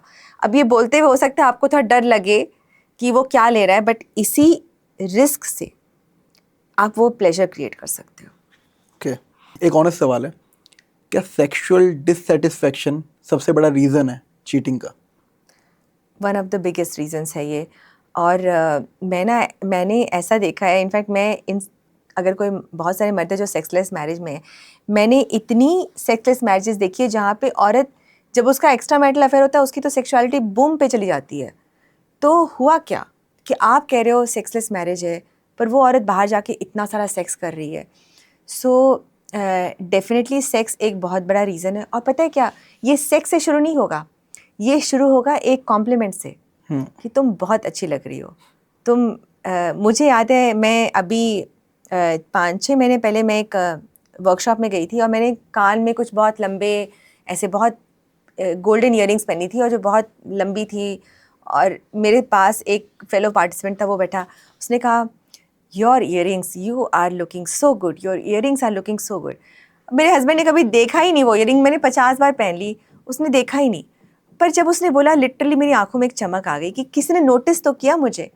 तो ये जो चीटिंग शुरू होती है ना, ये सिर्फ नोटिस करने से शुरू होती है, कि आपको एक बंदा या बंदी नोटिस कर रही है, वो आपको देख रही है, वो आप पे फोकस कर रही है, वहीं से टर्न ऑन शुरू होता है। फिर बढ़ते बढ़ते बढ़ते बढ़ते वो सेक्स तक पहुंच जाता है। फीमेल प्लेजर के बारे में सबसे बड़ा मिथ जो आपको लगता है? फीमेल प्लेजर के बारे में सबसे बड़ा मिथ ये है कि आप एक औरत को ना गाड़ी का इंजन ना समझे, कि चाबी लगाई और बस इंजन चलना शुरू हो गया। एक औरत जो है वो पानी की तरह है। वो पानी एक बार में बॉयल नहीं होता है। आप पानी को चढ़ाते हैं तो वो धीरे धीरे, पहले वो हल्का सा होगा, फिर गुनगुना होगा, फिर धीरे धीरे धीरे करते करते वो बॉयल होता है। एक बार जब वो बॉयल हो जाता है, वो जल्दी ठंडा भी नहीं होगा। तो एक औरत की सेक्सुअलिटी उस पानी की तरह, उसको ना धीरे धीरे उबलने का टाइम दें। आप चाहते हो पानी तुरंत उबल जाए। ये एक आदमी की सेक्सुअलिटी होती है, जो माचिस की तीली की तरह होता है, कि जैसे आपने तीली ऐसे रगड़ी, फायर, देयर इज़ फायर। आदमी की सेक्सुअलिटी वैसी होती है कि एक आदमी को औरत से रिलेटिवली कम टाइम लगता है अराउजल होने के लिए। ऐसा नहीं कि टाइम नहीं लगता है, बट एक औरत से उसको कम टाइम लगता है। और औरत की जो सेक्सुअलिटी है वो ज़्यादा क्रिएटिव है, मतलब कि उसकी सेक्सुअलिटी होल बॉडी सेक्सुअलिटी है। आदमी की सेक्सुअलिटी मोर जेंटल फोकस्ड है। मतलब एक औरत अगर एक आदमी को डायरेक्टली पीनस पे टच कर रही है, उसको स्टिमुलेट कर रही है, आदमी को आहा लगेगा, उसको कोई प्रॉब्लम लगेगी। अगर एक आदमी एक औरत की वेजाइना या वल्वा पे सीधा हाथ रख रहा है, she will be freezed, she will not. So main and women को ये डिफरेंस समझना चाहिए, कि ये डिफरेंस जो है, it's creating more opportunity, more game playing field, कि आप ज़्यादा एक्सप्लोर कर सकते हो। ये ना सोचे कि वो मेरे जैसा रिस्पॉन्ड क्यों ना कर रही है। अच्छा, आज के टाइम पे सिचुएशनशिप, वन नाइट स्टैंड्स बहुत ज़्यादा कॉमन है, तो क्या आपके हिसाब से इमोशनल कनेक्शन के बिना फिजिकल इंटीमेसी सेटिस्फाई हो सकती है? हो सकती है, बिल्कुल हो सकती है। प्लेजर अपने आप में ही एक पूरा कंप्लीट एक्सपीरियंस है कि आप वो प्लेजर ले सकते हैं। हैविंग सेड दैट कि जब आप कह रहे हैं इमोशनल इंटीमेसी नहीं है, क्या ऐसा तो नहीं कि उसमें रिस्पेक्ट इज़ एन इमोशन? जैसे मैं अपना एक पर्सनल वाक़या बताऊंगी कि बहुत साल पहले I was in a hookup space और कैजुअल सेक्स स्पेस, और एक बॉलीवुड के एक्टर थे और हम लोग की बातें ऐसी शुरू हुई एंड देन वी मेट। उनका शूट चल रहा था, मैं उनके कमरे में गई and then we didn't have sex but we had let's say outercourse. जैसे इंटर कोर्स होता है वैसे आउटर कोर्स होता है। और उस बंदे का खाने का टाइम 7:30 बजे होता था, because they have to maintain a certain diet and certain thing, क्योंकि they have to be fit for camera. तो उन्होंने कहा कि ओके ठीक है, now I have to go for my dinner. और मुझे इतना अभद्र लगा कि अभी मैं बेड पे ही हूँ और इनडायरेक्टली ही saying you have to leave. So emotion intimacy का मतलब ये नहीं कि आप रिस्पेक्ट नहीं कर रहे हो, आपको आपके पार्टनर का रिस्पेक्ट करना चाहिए, उसकी सेफ्टी का, उसकी कंफर्ट का ध्यान रखना चाहिए, स्पेशली अगर आप अपने पार्टनर को अपने घर पे बुला रहे हो। ये भी तो बात है किसके यहाँ मिलना हो रहा है। जैसे एक और बंदा था, क्या हो गया, उसको हुकअप करना था, वो एक क्योंकि औरतें भी करती हैं, वो औरत उसके यहाँ गया, औरत ने उसको अपने घर पे बुलाया। तो जो औरत का डॉगी था वो उसको देख के बहुत ही वो हो गया। उसने कुछ तो आदमी ने उसको डॉगी को टच किया या क्या किया, डॉगी ने प्यूक कर दिया। और वो औरत अपने डॉगी को लेके इतनी ऑब्सेस थी, उसने कहा तुमने ही ज़रूर कुछ किया है, मेरे डॉगी ने प्यूक कर दिया, उसको बाहर निकाल दिया। अच्छा। So casual sex is not responsibility less sex. There is a responsibility for other persons emotions, other persons comfort. ये ना सोचिए कैजुअल है तो आप कैजुअली ही ट्रीट कर रहे हैं। ये लोग गलती करते हैं कि जब वो सोचते हैं ना कैजुअल सेक्स है मतलब कैजुअल सेक्स है भाई, ये तो कैजुअल ही है। No, it is responsibility. Sex is a responsibility, क्योंकि एक पर्सन आप पे इतना ट्रस्ट कर रहा है, चाहे वो लड़का हो या लड़की हो, कि वो आपके सामने नेकेड हो रहा है। दो लोग एक दूसरे के सामने नेकेड है, हम दुनिया के सामने नेकेड नहीं होते ना, इसका मतलब हम वल्नरेबल हैं उस सिचुएशन में। So you have to be mindful, you have to be responsible, you have to be mature. Okay, ये भी बहुत फेमस क्वेश्चन है, does body count matter? It doesn't matter. मैं एक मोनोगमस रिलेशनशिप में हूँ और एक्चुअली मैंने दोनों फेसेस देखे हैं लाइफ में। वो भी फेस देखा है जब मैं बहुत सेक्सुअली एक्टिव थी और सो कॉल्ड मेरा बॉडी काउंट हाई था, और मुझे भी लगता था कि हाँ यार ठीक है, जिसके साथ एक्सप्लोर करना है करो, जिसके साथ मस्ती करनी है करो। और अब मैं एक ऐसे मैरिज में हूँ जो कि एक एक्सक्लूसिवली मोनोगमस मैरिज है। मैं कहूँगी इंसान को ये अगेन उसकी चॉइस है, उसको अगर उसके अंदर वो चीज़ आ रही है कि मुझे एक्सप्लोर करना है, मुझे किसी के साथ करना है, please go ahead, take care of your health. STD या एसटीआई लेके ना आ जाए, एड्स और एचआईवी लेके अपने पास ना आ जाए, क्योंकि ये unfortunately heat of the moment में कॉन्डोम नहीं यूज़ करना है, या कॉन्डोम से मुझे प्रॉब्लम होती है, या चलो कोई बात नहीं सेक्स कर लेते हैं, I will not ejaculate inside you, हमारा दिमाग काम करना बंद कर देता है। तो वो सब गलतियाँ ना करें, वो सब मिस्टेक्स ना करें। पर मुझे लगता है एक्सप्लोरेशन का एक अपना रोल है, क्योंकि जब आप दूसरे लोगों के साथ एक्सप्लोर करते हो, आप नई नई चीज़ें जानते हो, नए नए एक्सपीरियंसेस गुड और बैड आपको पता चलती है। It's a part of just your sex resume. जैसे आप बहुत सारी कंपनीज में जॉब करते हो। लेकिन मैं ये नहीं कहूँगी सबको ये करना चाहिए। जिन्हें लगता है वो करें, जिन्हें नहीं लगता है उनके लिए भी सेक्स बेस्ट हो सकता है, पर ये आपकी चॉइस है। प्रॉब्लम क्या है कि लोग मल्टीपल सेक्सुअल पार्टनर्स के साथ, कई लोग इसलिए सेक्स कर रहे हैं क्योंकि उनको वो वैलिडेशन मिल रहा है। मैं खुद ऐसे लड़कों के साथ सेक्सुअल रिलेशनशिप में रही हूँ, और मैंने सुना भी है फ्रॉम अदर्स कि उनका क्या होता है, उनका इंटरेस्ट एक लड़की में तभी तक होता है जब तक वो उसको हासिल ना कर ले, सो कॉल्ड सेक्सुअली हासिल ना करे। The moment they have sex with that girl, their interest goes away, then they start looking for the next partner. Yeah, या फिर उनको लगता है जब वो किसी लड़की से मिलते हैं, उनके अंदर एक सेक्सुअलिटी इतनी बड़ी होती है कि वो पेशेंस नहीं होते हैं। वो चाहते हैं कैसे भी करके क्लोज आ जाएं, या मैसेज कर रहे हैं या फ़ोन कर रहे हैं या चलो मिलते हैं, चलो ये करते हैं, वो करते हैं, एक बहुत ज़्यादा दिखता है, कहते हैं बेचैनी दिखती है उनके अंदर। ये इसलिए होती है क्योंकि क्या होता है कि सेक्स इज़ ऑल्सो अबाउट डिज़ायरेबिलिटी। अगर वो आदमी लो सेल्फ इस्टीम से ग्रसित है, उसके अंदर लो सेल्फ इस्टीम है कि मैं अपने आप में अच्छा फील नहीं करता हूँ, मैं अच्छा कब फील करूँगा जब मुझे सामने वाला वो अटेंशन देगा, वो अटेंशन वो सेक्स के थ्रू हासिल करना चाह रहे हैं। कई सारे बोथ मेन एंड वुमेन, उनका बॉडी काउंट इसलिए हाई है क्योंकि वो लो सेल्फ इस्टीम के शिकार है। उनको लगता है जितने ज़्यादा पार्टनर्स मुझे सेक्सुअली लाइक कर रहे हैं उतनी ज़्यादा मैं अपने अंदर अच्छा फील कर रही हूँ, वैलिडेट मिल रहा हूँ, हाँ, द प्रॉब्लम वैलिडेशन मिल रही है, हाँ, the problem is once that ends, क्योंकि एक बार वो आदमी ने आपको लाइक कर लिया तो आपकी वो सर्च खत्म हो गई। You will start looking for the next partner, जिसमें आप वापस से वही साइकिल क्रिएट कर रहे हो जो कि आपका चाइल्डहुड साइकिल है कि आपके माँ बाप ने आपको अटेंशन नहीं दिया, आप अटेंशन लेना चाहते हो, सेम साइकिल आप क्रिएट कर रहे हो। सम अदर पर्सन जो कि आपको अटेंशन नहीं दे रहा है, आप 10 चीज़ें करोगे उसका अटेंशन पाने के लिए, फूल दोगे, उसको घुमाने ले जाओगे, अटेंशन मिल गया, ख़त्म, next next next. Got it. अच्छा, बहुत सारी फैंटेसीज होती है लोगों के अंदर। जैसे मैं प्रिपेयर कर रहा था इस पॉडकास्ट के लिए, so I was going through Quora and some other websites, तो आर्टिकल्स थे वहाँ पे कुछ, तो मैं क्वेश्चंस निकाल रहा था कि क्या क्या क्वेश्चंस लोग पूछते हैं। तो वहाँ पे एक फैंटेसी मैंने देखी, वो फैंटेसी थी golden shower. Do you know about that? तो एक बार मुझे बताओ, ये जैसी ये फैंटेसी, पहले तो इस फैंटेसी के बारे में बता दो क्या होता है ये, ठीक है? और ये फैंटेसी के बारे में लोग मतलब अलग अलग इसमें राय है सबकी, तो आपके हिसाब से क्या है ये, मतलब फैंटेसी होती क्या है? मैं एक इंसिडेंट बताऊंगी जो मैं बहुत साल पहले एक शूट कर रही थी और उस शूट की फीमेल डायरेक्टर थी। ऑल्दो वो टॉपिक सेक्स पे था बट वो डायरेक्टर बहुत रिजर्व थी, मतलब फीमेल डायरेक्टर थी और बहुत रिजर्व रहती थी। जब हमारा फाइनली शूट कंप्लीट हो गया तो मैंने उसको कहा, भाई तुमने तो मुझसे 3 दिन में तो तुमने मुझसे सेक्स के बारे में इतना उगलवाया है, अब तुम्हें भी अपनी सेक्स लाइफ के बारे में कुछ बताना पड़ेगा। तुम एकदम चुप ही रहती हो, नहीं मुझे जानना है तुम्हारी सेक्स लाइफ के बारे में। तो बहुत ही होना शर्माते हुए उसने कहा कि मेरा एक बॉयफ्रेंड था, उसके साथ मैंने बहुत सेक्सुअली एक्सप्लोर किया और वो बंदी ऐसी थी कि सामने से she is so professional, reserved, मतलब हमारे दिमाग में सेक्स को लेकर ऐसी वाइल्डनेस होती है ना कि हम सोच नहीं पाते कि ये इंसान इतना। और जब उसने अपना एक्सप्लोरेशन बताया तो मुझे लगा यार मैं तो कहीं हो ही नहीं। तो उसने कहा कि मेरा बॉयफ्रेंड बहुत किंकी था।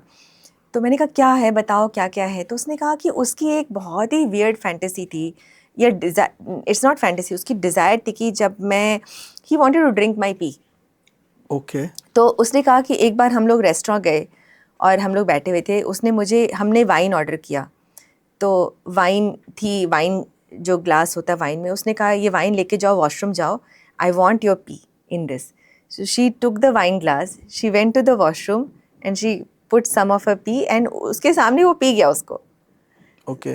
And they both are like, ऐसा नहीं कि they are successful high class, जो एक एलीट क्लास होता है वहाँ के तबके के लोग थे। तो ये चीज़ मुझे और मुझे एक और वाक़या याद है, एक और था, मैरिड मैन था, उसके अंदर भी बहुत बड़ी फैंटेसी थी। उसके अंदर क्या फैंटेसी थी कि I want to see my wife peeing. तो वो उसको कहता था कि तुम वॉशरूम में जाओ, keep the door open, I just want to see. So unfortunately हमारी सोसाइटी ने सेक्स को ना एक बॉक्स में डाल दिया है। बॉक्स क्या है? शादी, मेल फीमेल, मिशनरी सेक्स, उसके बाद बच्चा हो जाता है।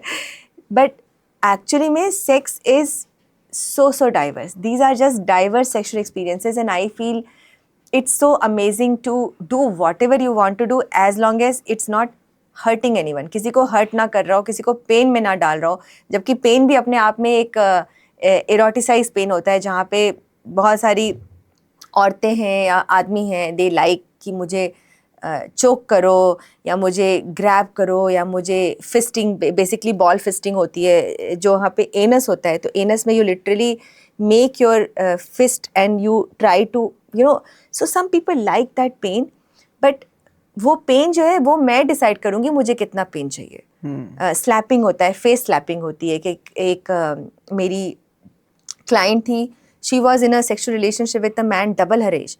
उसने कहा मुझे बहुत अच्छा था जब मुझे स्लैप करता था बेड पे, जब वो सेक्स कर रहा है मुझे स्लैप कर रहा है, मुझे अच्छा लगता था।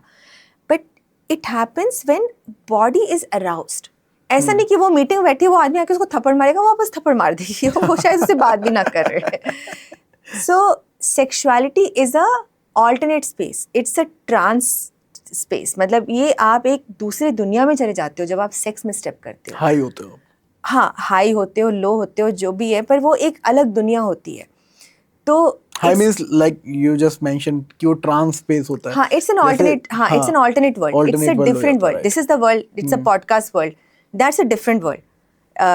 So it's stepping into a different world जहाँ के अपने रूल्स और रेगुलेशंस होते हैं, वहाँ पे अपनी चीज़ें होती हैं. So unfortunately I will say, जितना मेरा एक्सपीरियंस है, Indians are super sexual, we are super horny population, not just because हमारी 160 करोड़ की आबादी है, but we are super horny. मैंने गाँव में इतने केसेस देखे हैं, पर ये सब इतना छुपा हुआ इसलिए है क्योंकि एक सोसाइटी का एक मोरल कोड लगा हुआ है सबके ऊपर कि अगर ये बाहर आया तो हमें तो बाहर निकाल दिया जाएगा, हमें ना देश निकाला दे दिया जाएगा, हम घर से निकाले जाएंगे, शादी से निकाले जाएंगे, रिश्तेदारियों से निकाले जाएंगे, शादियों से निकाले जाएंगे, न्योते बंद हो जाएंगे. मेरे न्योते तो कब के बंद हो गए, मुझे नहीं बुलाते मेरे रिश्तेदार शादियों में या बात करते, क्यों देता मैं बहुत सेक्शुअल हूँ. बट ये चीज़ है कि बट हमारी कंट्री है लिटरली सेक्स में ना पूरी दुनिया को पीछे छोड़ सकती है. हमारे अंदर इतने सारे वाइल्ड फेटिशेस और फैंटेसीज, डिज़ायर्स, एक्सपीरियंसेस हैं. ओके. अच्छा, आप तांत्रिक सेक्स भी प्रैक्टिस करते हैं, सिखाते हैं आप. ये होता क्या तांत्रिक सेक्स? ये बहुत मज़ेदार एक्सपीरियंस है और इसमें बहुत ही स्पिरिचुअल एक्सपीरियंस है. तंत्रा का एक जो मैं कहानी बताऊंगी कि इट्स अ शिवा शक्ति यूनियन. तंत्रा जो इंटायरली तंत्रा बेस्ड है, it's based on Shiva and his companion शक्ति. और शिवा को मैस्कुलिन सिंबल माना गया है, शक्ति को फेमिनिन सिंबल माना गया है. और कहा गया है कि ये दोनों एक दूसरे की तरफ बहुत ही पुल होते हैं, अट्रैक्शन होता है. क्यों अट्रैक्शन होता है? क्योंकि शिवा की अपनी मैस्कुलिन क्वालिटीज़ हैं. जैसे शिवा के अंदर एक ठहराव है. अगर आप शिवा को देखते तो शिवा एक साधना में होता है ना. शिवा को इन सब से मतलब नहीं है कि कोई क्या कर रहा है, बल्कि शिवा चरस भी फूक रहा होता है. कई बार वो भी दिखाया गया कि Shiva is also high. Shiva के वो जो भांग होती है ना, वो भांग तो पूरा शंकर जी और उनके सब भक्तों के बीच में होती है, पर Shiva is very care free. और जो शक्ति है, काली जो है वो शक्ति का रूप ही है. So Kali is the wife of Shiva और काली शक्ति का एक इनकारनेशन है. सो काली इज़ प्रचंड, वाइल्ड. मतलब तभी तो इंडियन घरों में काली को क्यों नहीं रखते हैं, क्योंकि वो इतनी वाइल्ड फॉर्म है एक औरत का.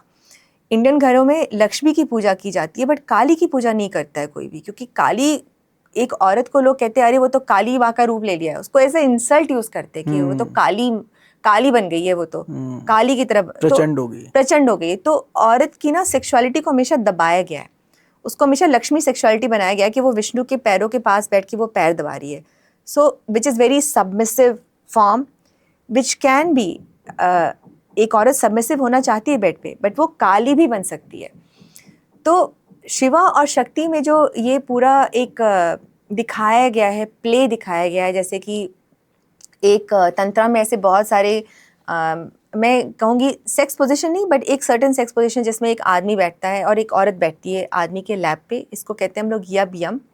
उसमें क्या होता है कि उनका 3 सेंटर्स कनेक्टेड होता है.